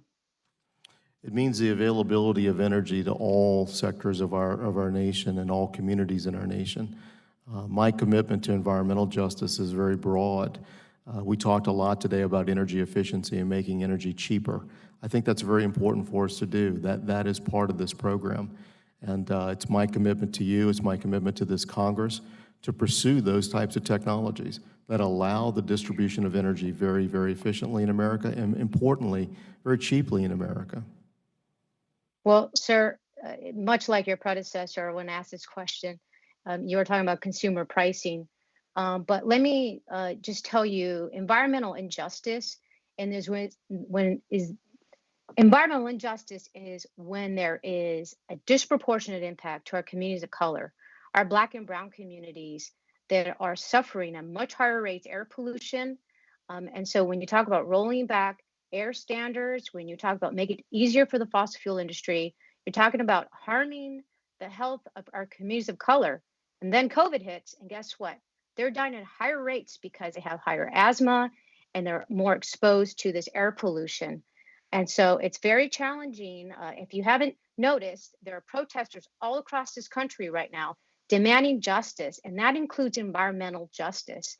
And so I would ask you to take a very serious look at efforts that you can take to help fix this huge problem that we have.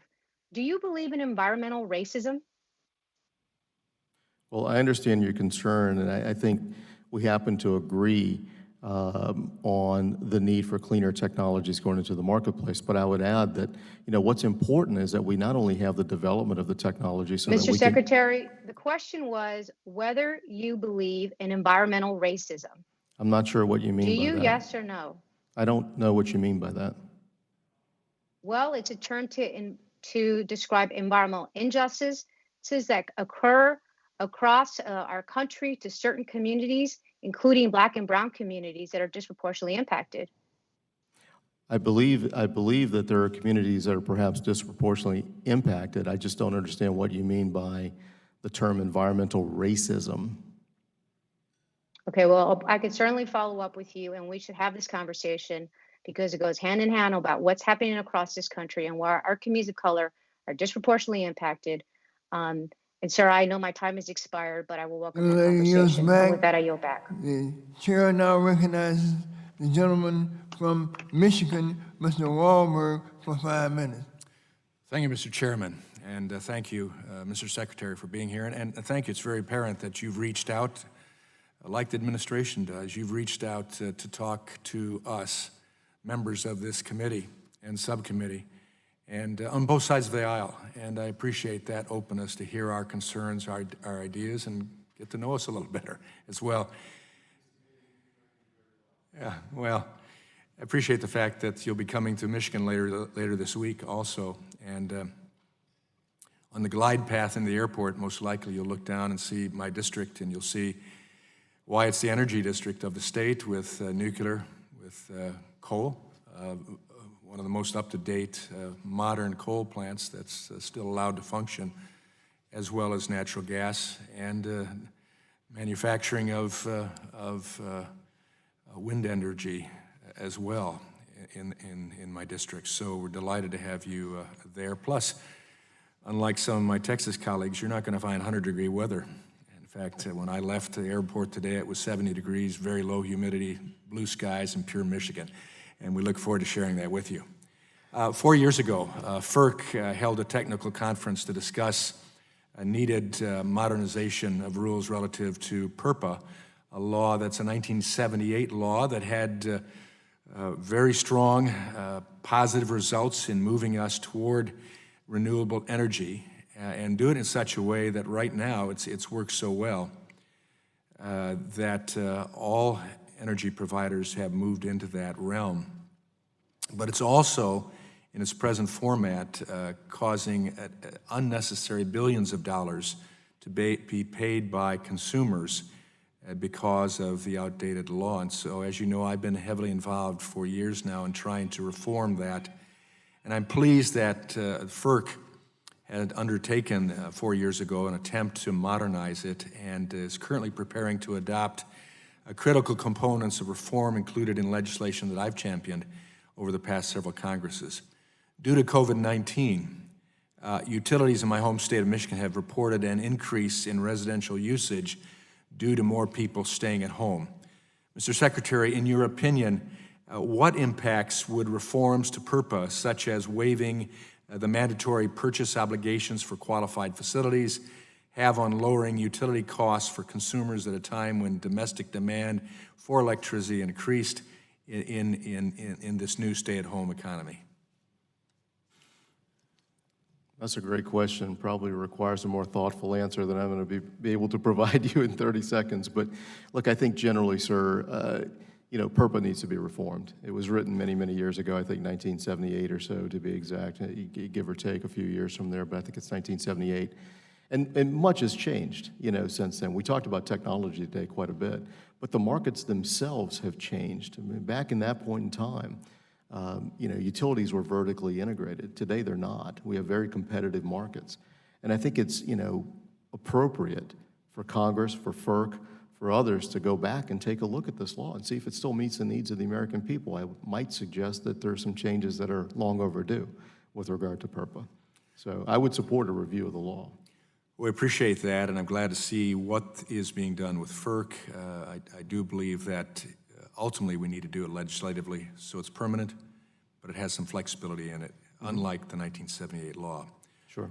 The Office of Cybersecurity, Energy Security, and Emergency Response, CSER, leads the Department of Energy's emergency preparedness and coordinated response to disruptions to the energy sector, including physical and cyber attacks, natural disasters, and man-made events. 2 questions.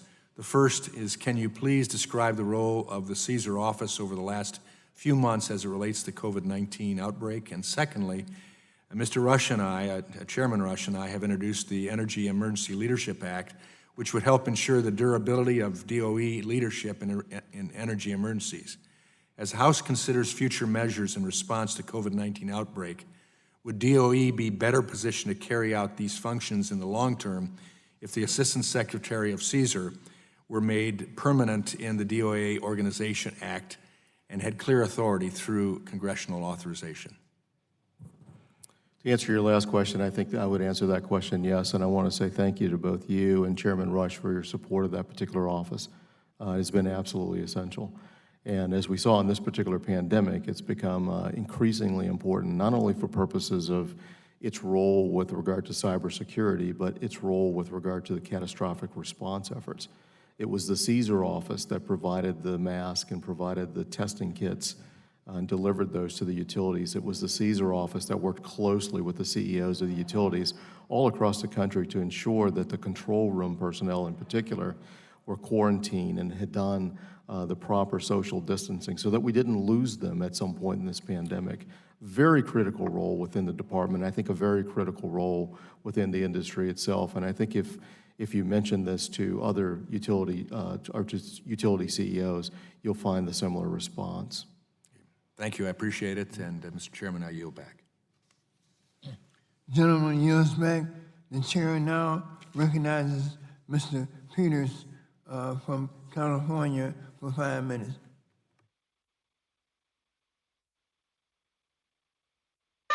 Thank you very much, Mr. Chairman, and thank you to the Secretary for being with us today. During this administration, sir, there's been a shift in what to do with nuclear waste. Can you tell us what you think is the appropriate path forward on spent nuclear fuel storage? Right next to my district is the San Onofre facility, which is now closed, for better or worse, and leaving it on the coast near a military base and near that population just doesn't make any sense. Sure, yes, sir, I'm happy to address that. We feel very strongly in the administration that we have to address the issue of spent nuclear fuel that's currently being stored at all of these utilities all across the country. You mentioned San Onofre. That's a familiar site for me and a familiar topic of conversation for me inside of the DOE. It's important that we address this, but it's also very clear that Congress has chosen not to fund any activity related to what was designated as the final repository in Nevada many years ago.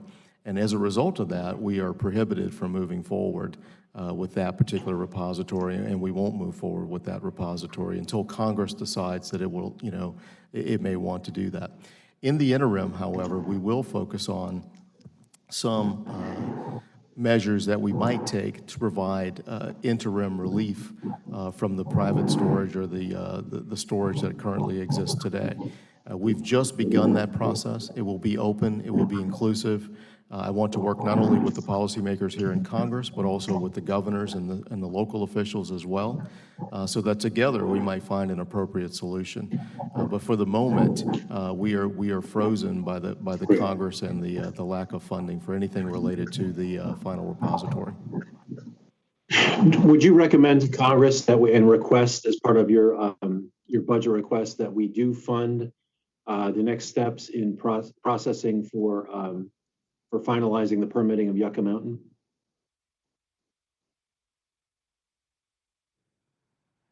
Okay, now it's on. I think what we have proposed is a request for funding that might lead us to develop some of these interim options. With regard to licensing, I'll have to go back and look at the budget request and see what the specifics were, and I'd be happy to respond to you in writing with that answer. I mean, you take a legitimate shot at Congress, and I was in the last Congress, we actually passed a bill that would have moved Yucca ahead, and that has been not the case in this Congress. But at the same time, we've heard mixed signals from the administration itself, and so if you want to get back on board with Yucca, I'd appreciate knowing that directly. Question about transmission of renewable energy. One of the things I've heard, and I want to see your opinion is on this, is that one of the obstacles in getting renewable energy from wind farms in places like Texas and from solar farms in places like Arizona is that interstate transmission is difficult to build. Is that your sense? And what is it that Congress could do, if that is your sense, to make transmission of those resources easier to places like Chicago and Detroit, where people might need that renewable energy? It is my sense. You know, we've talked about grid modernization for some years, and we've begun some important work to do in that. The example that you point out, I think, is absolutely on point. You know, we're developing generation sources all across the country, but we lack the ability to move the power from point A to point B. And, you know, much of our electricity grid is, it's many years old, and it's time that we upgrade these facilities. We have to make them smart. We have to get them permitted. Importantly, I think for the transmission of electricity, we need to look at these large infrastructure projects that would allow us to do exactly that. It's akin to what we discussed in the other area. You know, America is now the world's largest producer of energy in terms of oil and gas, and our challenge today is not the production. Our challenge in many cases is actually getting the product to the marketplace, and the same thing exists with electricity.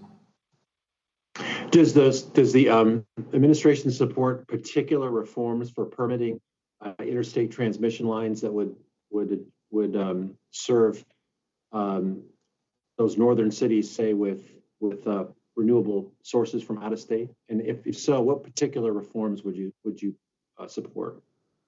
You know, I would really like to get back to you with a more thoughtful answer, because I think there's some things that we can work together on to make this a little easier.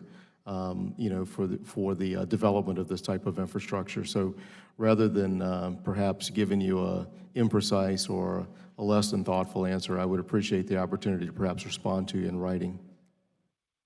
I'll look forward to that, Mr. Secretary. Mr. Chairman, my time has expired. Thank you very much to the Secretary for coming, and yield back. Gentleman yields back. The chair now recognizes Mr. O'Halloran for 5 minutes.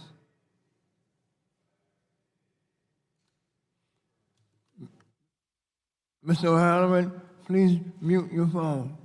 Unmute rather. So he's still having technical difficulties with the microphone. Perhaps we could go to Ms. Blunt Rochester while we resolve that. Mr. O'Halloran is experiencing some technical difficulties. Let us move on. Ms. Blunt Rochester, you're recognized for 5 minutes. Thank you, Mr. Chairman, and thank you so much, Secretary Brouillette, for joining us today. One of the many things that COVID-19 pandemic has taught us is the importance of preparation. And as we start to rebuild our economy from this ongoing public health pandemic, we must be intentional about how we rebuild. That means rebuilding an economy powered by clean energy so that we can have safer and healthier communities. And it also means working together to be better prepared for future public health emergencies. Last month, I introduced the Open Back Better Act. This legislation will ensure that our nation's critical infrastructure, like hospitals and schools, is more resilient, more energy efficient, safer, and more reliable to guard against future threats, and while creating good jobs and prioritizing the communities hit hardest by this pandemic. During a national emergency like a pandemic, with the additional risks from wildlife, hurricanes, and other climate-related disasters, we need more resilient infrastructure. These upgrades are especially important in communities that have been overburdened by the impact of pollution, public health emergencies, and natural disasters. This is why my legislation prioritizes funding for environmental justice communities who have been disproportionately impacted by the COVID-19 pandemic, and which we talked about earlier with Ms. Barragon's testimony. As we emerge from this health and economic crisis, we must do better.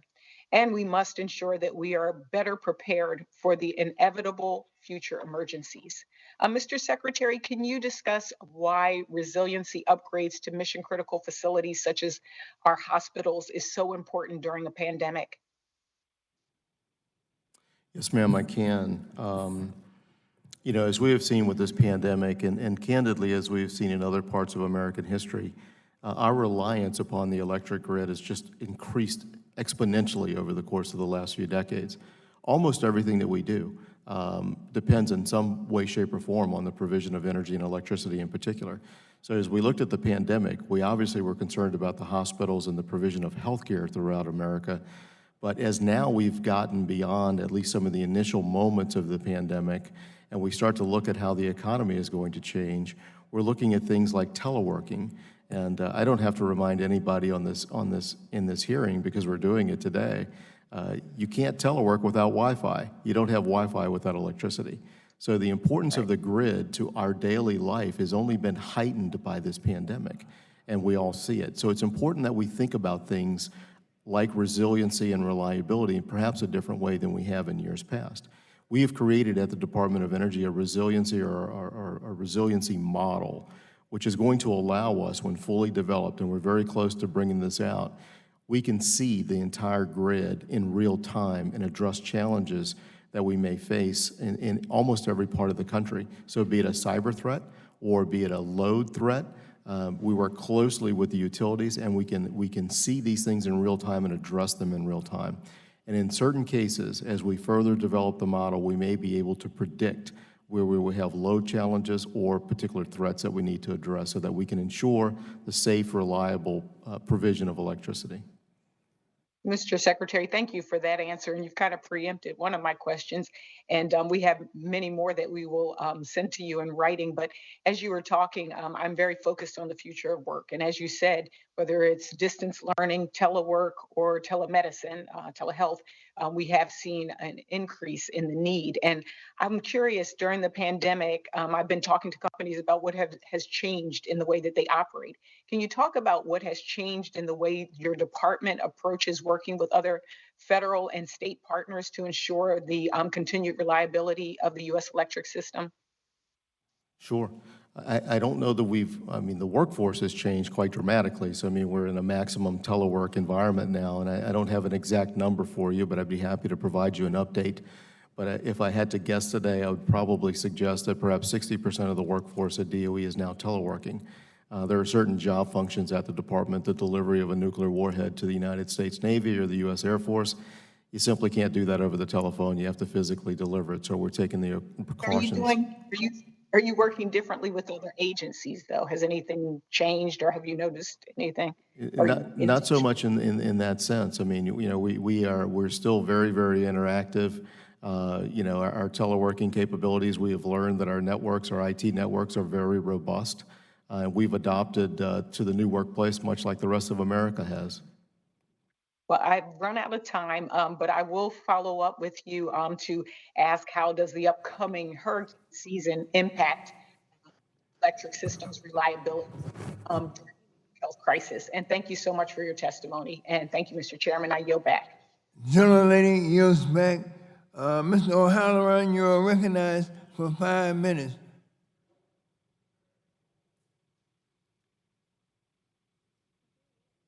Are you there, Mr. O'Halloran? He's talking, but his audio is still not. Your audio is not working. Please unmute.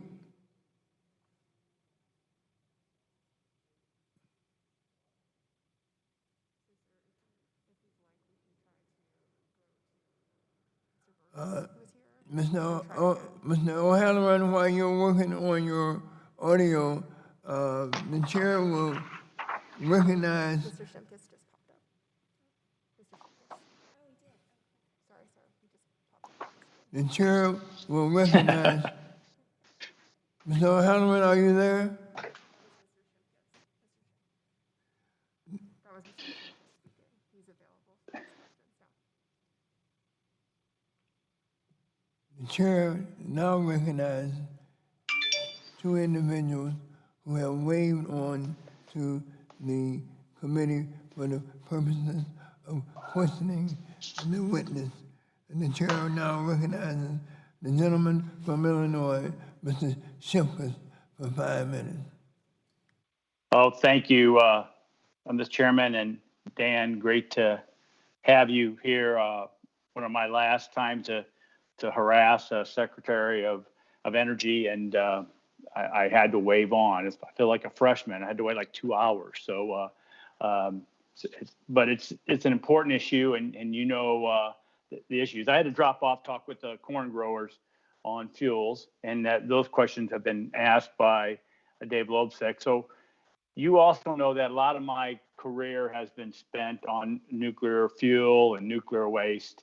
And I want to talk about, start with the closing of the fuel cycle. And the current federal law is that the federal government should take title to the spent nuclear fuel and the defense waste. The Nuclear Waste Policy Act passed in 82 and 87 identified that was our responsibility. Is that correct? It is, yes, sir. And would you also agree that it's the international scientific consensus that long-term geological repository for high-level nuclear waste and defense waste is the international scientific consensus? I would agree with that. I think there's a general consensus in the scientific community that that's the best long-term way to dispose of the spent fuel. Yeah, Britain is looking at it, France is looking at it, Sweden's looking at it, Finland's looking at it. You know where I'm going. It's no surprise that we have the law of the land for failure of the appropriators to spend the money. Our spent fuel should be going, and our defense waste should be going to Yucca Mountain in Nevada, which has been done the research, the due diligence, and has passed the scrutiny of the science. So we will continue to drive those issues, hopefully in other venues. Let me go to the other really important issue, which is the beginning of the fuel cycle. In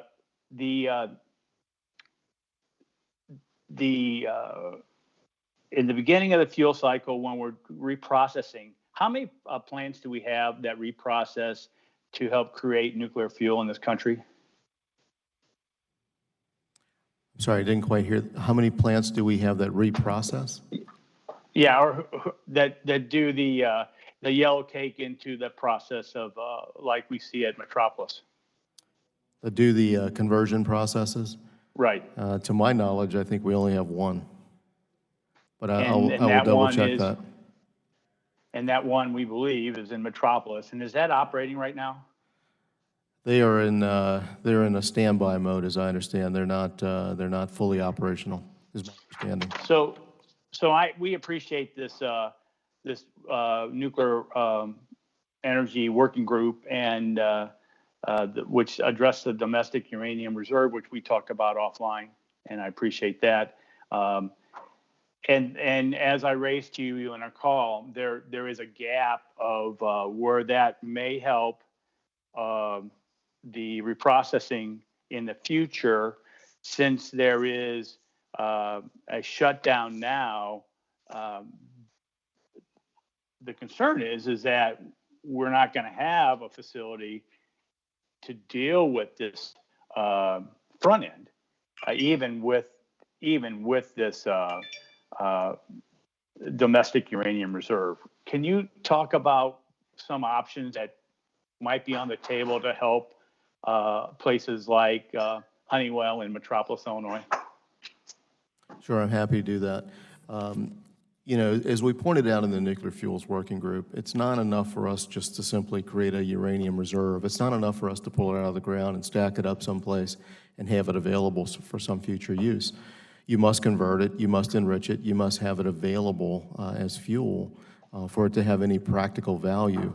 And that's our intent with the working group. That's our intent. That's why we requested $150 million in the president's budget to establish this reserve. We fully respect the right of Congress to disagree with that, but we think it's important for us to do as a nation. With regard to that one facility that you mentioned earlier, we think it's important for us to maintain that type of capability here in the United States. And it's my commitment to you, it's our department's commitment to you, to be focused on that over the course of the next few days and weeks, because I understand the critical economic condition in which that particular facility is in. And I look forward to working with you to see what we might do in terms of finding options or solutions to maintain this important capability here in the United States. Thank you very much, Chairman. My time's expired. I yield back. The gentleman yields back. The The chair recognizes Mr. O'Halloran. Are you there, Mr. O'Halloran? The chair now recognizes the final member today who's also waved on. Mr. Burgess, you're recognized for 5 minutes.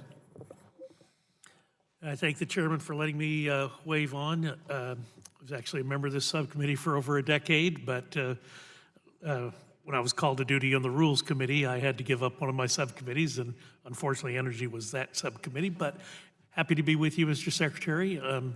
So as we're looked upon by your Billy Tozan's portrait up on the wall, it's significant that you're here today. Fascinating discussion hearing you talk about getting energy from where it's created to where it's needed. Your predecessor, Secretary Perry, when he was my governor, the longest serving governor in Texas history, by the way, created these competitive energy renewal zones as a state program, but bringing wind energy from West Texas to the population centers in the eastern part of the state.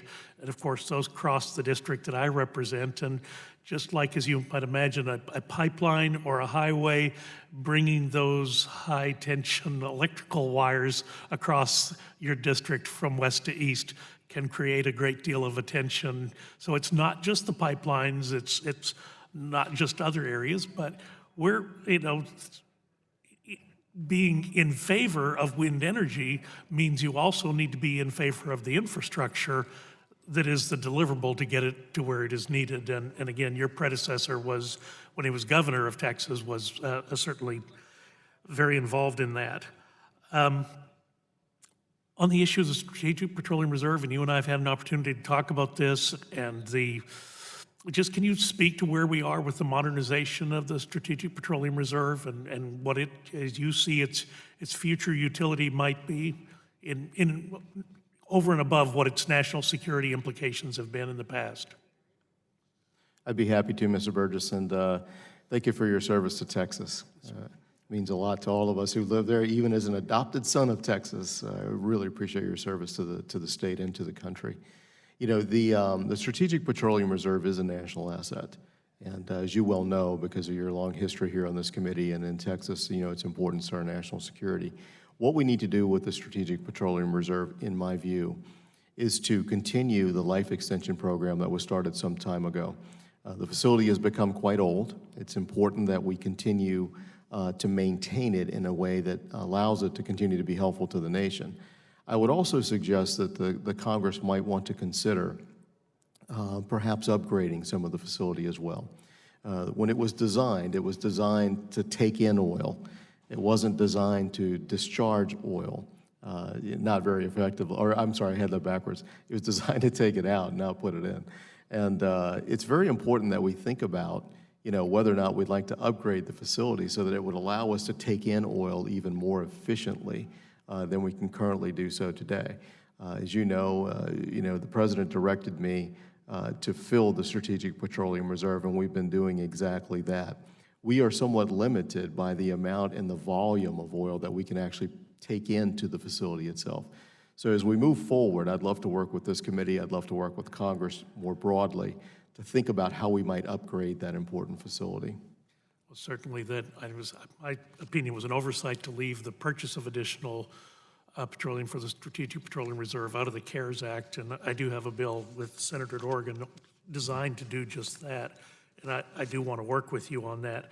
Can I just ask you a question, since I am also on the Rules Committee? We're going to be hearing about the National Defense Authorization Act in the Rules Committee at the end of this week, and the whole issue of the authority, taking the authority from the Department of Energy to some other location for the America's nuclear weapons. Historically, you've maintained and had the authority over the nation's nuclear capability. What can you speak to why civilian control of the nuclear arsenal is so important? I think, I don't know that I can give you all of the details around it, but it's a long-standing military, it's a long-standing tenet in our national security apparatus here in the United States. It's It's one of the reasons I think, especially when you're talking about nuclear warheads. I mean, we're not talking about sidearms. We're not talking about, 9mm rounds. We're talking about, weapons of mass destruction. These are very large warheads. From its very creation, the Atomic Energy Commission was created as a civilian agency because it was civilian scientists who helped develop the technology. It has been those scientists and their successors who have maintained that capability here in the United States. It's always been in the Department of Energy. It's always been in the scientific realm, and that's why we've developed these national laboratories. It's also why we've developed the supercomputing capabilities that allow us to simulate things like testing today. The United States stopped testing its warheads in 1992. As these warheads now age, it's very, very important that we monitor that aging process and we ensure the safety and effectiveness of the stockpile. To do that, we rely upon the national laboratories that are all part of the DOE network and all part of the DOE enterprise. And that's why if Congress is considering a change, I would urge it to leave it within the Department of Energy so that the NNSA can continue to rely upon these national assets. I'll just commit to you, and anything in the future this committee can do to ensure that the National Nuclear Security Agency stays within the Department of Energy, I think is critically important. And I'll make that commitment to you as well. Thank you. All right, thank you. Thank you, Mr. Chairman. I'll yield back. Gentlemen, you're back. We have some unanimous consent requests that I want to itemize here and request unanimous consent to enter into the record a letter from former Secretaries Perry and Moniz to the Armed Services Committee, a letter from the Secretary of Energy to Chairman Inhofe, a letter from Chairman Pallone and Ranking Member Walden to the Armed Services Committees, a letter from Norm Augustine and Richard Mears to the NDAA conferees, a letter from former DOE secretaries to the NDAA conferees, a letter from Ranking Member Upton and former Chairman Waxman to the Armed Services Committees, a February 2016 memorandum from the Secretary of Energy Advisory Board, and finally, May 2020 op-ed by Secretary Brulette. And hearing no objection, the unanimous consent request is approved. This concludes the witness questioning portion of our hearing, and I want to thank you, Mr. Secretary, for your participation in today's hearing. It's been a lengthy hearing, but it's been an excellent hearing, and we thank you for your excellent testimony.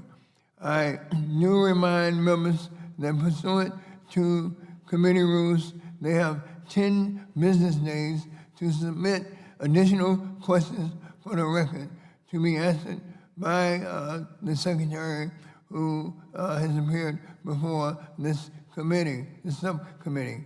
I ask the Secretary to respond promptly to any such questions that you may receive. And at this time, the subcommittee is hereby adjourned.